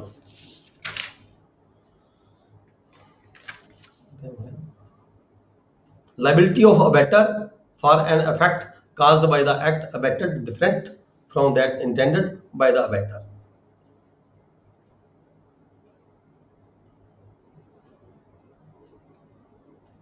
ਇੱਥੇ ਕਹਿੰਦਾ ਡਿਫਰੈਂਟ ਐਕਟ ਹੋ ਗਿਆ ਜੋ ਅਬੈਟਰ ਕਰਨਾ ਸੀ ਚਾਹੁੰਦਾ, ਠੀਕ ਹੈ। ਉੱਥੇ ਲਾਇਬਿਲਿਟੀ ਬਣਦੀ ਹੈ, liability of the abettor for an act effect caused by the act abetted different from attended by the abettor. ਜੇ ਉਹਦਾ ਕੰਮ ਕਰਨ ਦੀ ਮਨਸ਼ਾ ਨਹੀਂ ਸੀਗੀ ਜਿਹੜਾ ਐਕਟ, ਪਰ ਉਹਨੇ ਅਬੈਟਮੈਂਟ ਤਾਂ ਕੀਤੀ ਪਰ ਉਹਦੀ ਉਹ ਮਨਸ਼ਾ ਨਹੀਂ ਸੀ ਜੋ ਉਹ ਕਰਨਾ ਚਾਹੁੰਦਾ ਸੀਗਾ। ਜਿਹੜਾ ਐਕਟ ਹੈ ਉਹ ਡਿਫਰੈਂਟ ਹੋਇਆ ਹੈਗਾ। ਇੱਥੇ ਫਿਰ ਇਹਦੇ ਵਿੱਚ ਵੀ ਥੋੜਾ ਡਿਫਰੈਂਸ ਆਏਗਾ। ਵੈਸੇ ਆਪਾਂ ਇਸ ਨਾਲ ਦੇ ਉੱਪਰ ਪੜ੍ਹ ਚੁੱਕੇ ਹਾਂ ਪਰ ਹਰ ਸੈਕਸ਼ਨ ਦੇ ਵਿੱਚ ਥੋੜਾ ਡਿਫਰੈਂਸ ਹੈਗਾ। when an act is abetted with the intention on the part of the abettor of the causing a particular effect, ਉਹਦਾ effect ਕੀ ਹੋਣਾ ਸੀਗਾ, and an act for which the abettor is liable in consequence of the abatement causes different effect, ਉਹਦਾ effect different ਹੋਇਆ। that intended by the abettor, the abettor is liable for the effect caused in the same manner and to the same extent as if he had abetted the act with the intention। ਜੋ effect ਉਹਦਾ ਹੋਇਆ ਜਿਹੜਾ ਉਹ ਨਹੀਂ ਸੀ ਚਾਹੁੰਦਾ ਅਬੈਟਰ ਕਰਨਾ ਪਰ ਹੋਇਆ, ਡਿਫਰੈਂਟ ਮਨਸ਼ਾ ਸੀਗੀ ਉਹਦੇ ਲਈ ਵੀ। ਜਿਹੜਾ ਵੀ ਐਕਟ ਹੋਇਆ, ਜਿਹੜਾ ਵੀ ਅਫੈਂਸ ਹੋਇਆ ਉਹਦੇ ਲਈ ਕਹਿੰਦਾ ਉਹਦੀ ਸੇਮ ਲਾਇਬਿਲਿਟੀ ਬਣਦੀ ਹੈ, ਸੇਮ ਜ਼ਿੰਮੇਵਾਰੀ ਬਣਦੀ ਹੈ। ਇਹਦੇ ਲਈ ਐਗਜ਼ਾਮਪਲ ਪੜ੍ਹੋ, ਤੁਹਾਨੂੰ ਕਲੀਅਰ ਹੋਏਗਾ। A instigates B to cause grievous hurt to Z। ਇਹ B ਨੂੰ ਇੰਸਟੀਗੇਟ ਕਰਦਾ ਹੈ grievous hurt ਕਰਨ ਦੇ ਲਈ Z ਦੇ ਵਾਸਤੇ। B in the consequence of the instigation causes grievous hurt to Z। Z dies in the consequence here। Z ਦੀ ਮੌਤ ਹੋ ਜਾਂਦੀ ਹੈ, ਠੀਕ ਹੈ ਜੀ। grievous hurt ਕਰਦਾ ਹੈ, grievous hurt ਤੋਂ ਬਾਅਦ ਉਹਦੀ ਮੌਤ ਹੋ ਜਾਂਦੀ ਹੈ। here A knew that the grievous hurt abetted was likely to cause death। ਇਹਨੂੰ ਪਤਾ ਹੈ ਵੀ ਜਿਹੜੀ ਸੱਟ ਉਹ ਵੱਜੀ, ਠੀਕ ਹੈ, ਉਹਦੇ ਨਾਲ ਜਿਹੜੀ grievous hurt ਦੇ ਨਾਲ ਉਹਦੀ ਜਿਹੜੀ ਮੌਤ ਹੋ ਸਕਦੀ ਹੈ, ਇਸ ਗੱਲ ਦਾ ਉਹਨੂੰ ਪਤਾ ਸੀਗਾ। is liable to be punished with the punishment provided for the murder। ਇੱਥੇ ਜਿਹੜਾ ਇਹ ਹੈਗਾ ਉਹ ਵੀ ਮਰਡਰ ਦੇ ਲਈ ਪਨਿਸ਼ਮੈਂਟ ਉਹਨੂੰ ਹੋ ਸਕਦੀ ਹੈ, ਉਹ ਪਨਿਸ਼ੇਬਲ ਹੈਗਾ ਮਰਡਰ ਦੇ ਲਈ। Then section 114 abettor present when offence is committed. ਜੇ ਜਿਹੜਾ ਅਬੈਟਰ ਹੈਗਾ ਕਹਿੰਦਾ ਮੌਕੇ ਤੇ ਹਾਜ਼ਰ ਹੋਵੇ ਜਦੋਂ ਆਫੈਂਸ ਕਮਿਟ ਹੋਇਆ ਉਦੋਂ ਮੌਕੇ ਤੇ ਹਾਜ਼ਰ ਹੋਵੇ ਜਿਹੜਾ ਅਬੈਟਰ ਹੈਗਾ, ਤਾਂ ਕੀ ਹੋਏਗਾ। whenever any person who is absent would be liable to be punished as an abettor is present when the act or offense for which he would be punishable in consequence of the abatement is committed, he shall be deemed to have committed such an act or offense। ਇਹ ਕੋਈ ਖਾਸ ਗੱਲ ਨਹੀਂ ਕਹਿ ਵੀ ਚਾਹੇ ਹਾਜ਼ਰ ਬੰਦਾ ਹੈਗਾ ਸੀਗਾ ਚਾਹੇ ਨਹੀਂ ਹੈਗਾ ਸੀਗਾ, ਜੇਕਰ ਉਸਨੇ ਅਬੈਟਮੈਂਟ ਕੀਤੀ ਹੈ, ਠੀਕ ਹੈ, ਬੇਸ਼ੱਕ ਉਹਨੇ ਅਬੈਟਮੈਂਟ ਪਹਿਲਾਂ ਕਰ ਦਿੱਤੀ, ਮੌਕੇ ਤੇ ਆ ਕੇ ਜਦੋਂ ਹਾਜ਼ਰ ਹੋਇਆ ਉੱਥੇ ਉਸ ਵੇਲੇ ਅਬੈਟਮੈਂਟ ਨਹੀਂ ਕੀਤੀ, ਠੀਕ ਹੈ, ਇਦਾਂ ਦੀ ਕੋਈ ਐਗਜ਼ਾਮਪਲ ਦਿੱਤੀ ਹੈ ਇਸਨੇ ਵੀ, ਪਰ ਉਹ ਰਿਸਪੌਂਸੀਬਲ ਹੋਏਗਾ ਅਬੈਟਮੈਂਟ ਕਰਨ ਦਾ ਜੇ ਕੋਈ ਅਫੈਂਸ ਕਮਿਟ ਹੁੰਦਾ ਹੈ। ਨੈਕਸਟ ਹੈ section 115 abetment of offence punishable with the death or imprisonment for life। देखो इतने कहता भी मौत की सजा। अबैटमेंट ऑफ ऑफेंस केड़ा है, वो ऑफेंस कमिट होया उस अबैटमेंट दे लई उसने अबैटमेंट की, उस जुर्म दे लई, उस पुनिश ਉਹਦੇ ਲਈ ऑफेंस ਲਈ ਕਿਹੜਾ ऑफेंस ਸੀਗਾ ਜਿਹਦੇ ਵਿੱਚ ਜਿਹੜੀ ਸਜ਼ਾ ਹੈਗੀ ਹੈ ਉਹ ਜਾਂ ਤਾਂ ਮੌਤ ਦੀ ਸਜ਼ਾ ਹੋ ਸਕਦੀ ਹੈ ਜਾਂ ਫਿਰ ਉਮਰ ਕੈਦ ਦੀ ਸਜ਼ਾ ਹੋ ਸਕਦੀ ਹੈ। ਐਸਾ ऑफेंस ਕਮਿਟ ਕਰਨ ਦੇ ਲਈ ਅਬੈਟਮੈਂਟ ਕੀਤੀ ਗਈ ਤਾਂ ਉਹਨੂੰ ਸਜ਼ਾ ਕਿੰਨੀ ਹੋਏਗੀ। ਦੇਖੋ ਪਹਿਲਾਂ ਮੂਰੇ ਜਿਹੜੇ ਸੈਕਸ਼ਨ ਸੀਗੇ ਉਹਦੇ ਵਿੱਚ ਸਜ਼ਾਵਾਂ ਘੱਟ ਦੀ ਗੱਲ ਹੋਈ ਹੋਣੀ ਹੈ। ਇਹ ਜਿਹੜਾ ਸੈਕਸ਼ਨ ਹੈ ਜਿਸ ਸਪੈਸ਼ਲ ਨਹੀਂ ਕਰ ਦਿੱਤਾ ਵੀ ਜੀ ਕੋਈ ਐਸੇ ਐਕਟ ਨੂੰ ਕਰਨ ਦੇ ਲਈ ਕਿਹੜਾ ਐਕਟ ਜਿਸ ਐਕਟ ਦੀ ਜਿਹੜੀ ਸਜ਼ਾ ਹੈਗੀ ਹੈ, ਜਿਸ ਆਫੈਂਸ ਦੀ ਜਿਹੜੀ ਸਜ਼ਾ ਹੈਗੀ ਹੈ ਜਾਂ ਡੈਥ ਹੈ ਜਾਂ ਇੰਪ੍ਰਿਜ਼ਨਮੈਂਟ ਫॉर ਲਾਈਫ ਹੈ ਤਾਂ ਜਿਹੜਾ ਅਬੈਟਰ ਹੈਗਾ ਤਾਂ ਉਹਦੀ ਕੀ ਲਾਇਬਿਲਿਟੀ ਬਣਦੀ ਹੈ। ਇੱਥੇ ਕਲੀਅਰ ਕਰ ਰਿਹਾ ਇਸ ਫੰਡੇ ਨੂੰ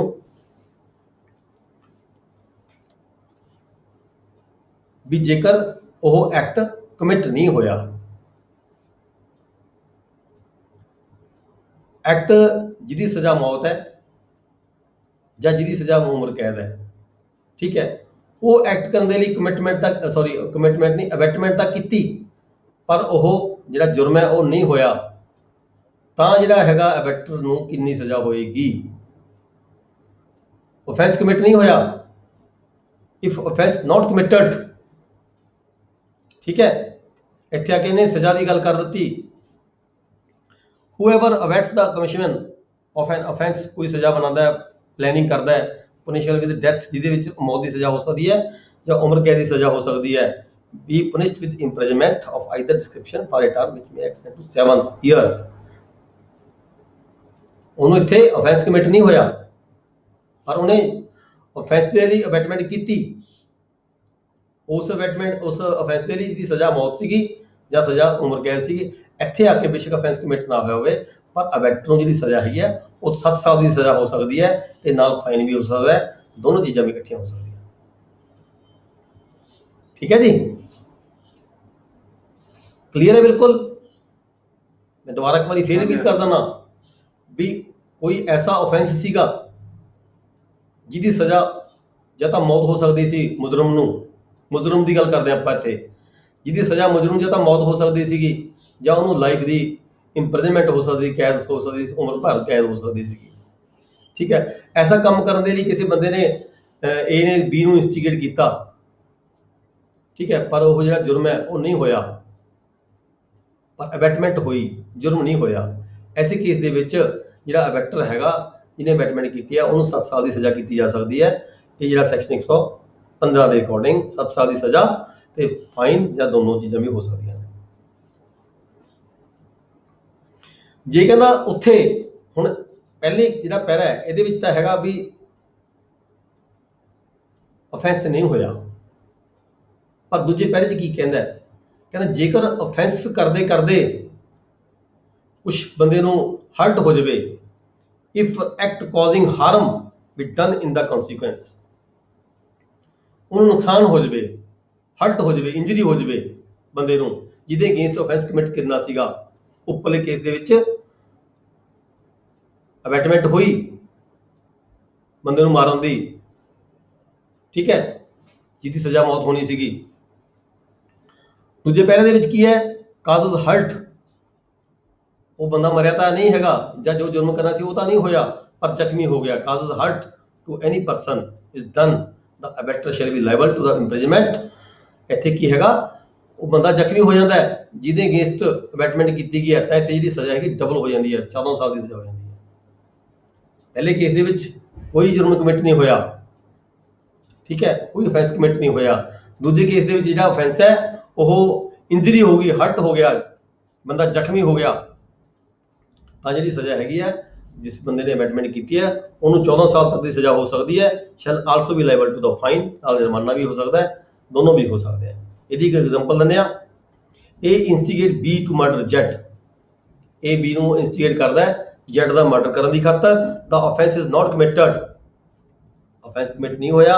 B had murdered Z, if B had murdered Z, if ਜੇ ਮਾਰ ਦਿੰਦਾ ਪਰ ਮਾਰਿਆ ਨਹੀਂ ਹੈਗਾ, if B had murdered Z, he would have been subject to the punishment of death or imprisonment for the life। ਜੇ ਉਹ ਮਾਰ ਦਿੰਦਾ ਤਾਂ ਉਹਨੂੰ ਮੌਤ ਦੀ ਸਜ਼ਾ ਹੋਣੀ ਸੀ ਜਾਂ ਉਮਰ ਕੈਦ ਦੀ ਸਜ਼ਾ ਹੋਣੀ ਸੀ, ਪਰ ਨਹੀਂ ਮਾਰਿਆ ਗਿਆ।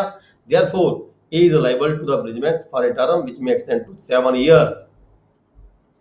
ਇੱਥੇ ਜਿਹੜਾ ਹੈਗਾ A ਹੈ ਜਿਹਨੇ ਇੰਸਟੀਗੇਟ ਕੀਤਾ ਹੈਗਾ ਉਸ ਨੂੰ 7 ਸਾਲ ਦੀ ਸਜ਼ਾ ਹੋ ਸਕਦੀ ਹੈ and also to a fine and if any hurt। ਦੇਖੋ ਉਪਰਲੀਆਂ ਦੋਹੇ ਜਿਹੜਾ ਪਹਿਲੇ ਨੇ ਇਹਦੇ 'ਚ ਕਵਰ ਹੋ ਗਏ ਇਸ ਐਗਜ਼ਾਮਪਲ ਦੇ ਵਿੱਚ। ਕਹਿੰਦਾ ਜੇਕਰ ਉਸ ਨੂੰ and if any hurt be done to Z, ਜੇਕਰ Z ਨੂੰ ਕੋਈ ਨੁਕਸਾਨ ਹੋ ਜਾਂਦਾ ਹੈ, ਉਹ ਜ਼ਖਮੀ ਹੋ ਜਾਂਦਾ ਹੈ, ਕੋਈ ਸੱਟ ਲੱਗਦੀ ਹੈ, in consequence of that abetment he will be liable for the imprisonment of hurt, 14 ਸਾਲ ਤੱਕ ਦੀ ਸਜ਼ਾ ਹੋ ਸਕਦੀ ਹੈ and to the fine। ਜੋ ਬੰਦਾ ਜ਼ਖਮੀ ਹੋ ਜਾਂਦਾ ਹੈ, ਜਿਹੜਾ Z ਸੀਗਾ ਜਿਹਨੂੰ ਮਾਰਨ ਦੀ ਕੋਸ਼ਿਸ਼ ਕਰਨ ਦੇ ਲਈ ਕੀਤੀ ਗਈ, ਜੇ ਉਹ ਜ਼ਖਮੀ ਹੋ ਜਾਂਦਾ ਹੈ ਤਾਂ ਜਿਹੜੀ ਸਜ਼ਾ ਹੈਗੀ ਹੈ ਉਹ 14 ਸਾਲ ਦੀ ਹੋਏਗੀ ਅਬੈਟਮੈਂਟ ਕਰਨ ਵਾਲੇ ਵਿਅਕਤੀ ਨੂੰ। ठीक है जी।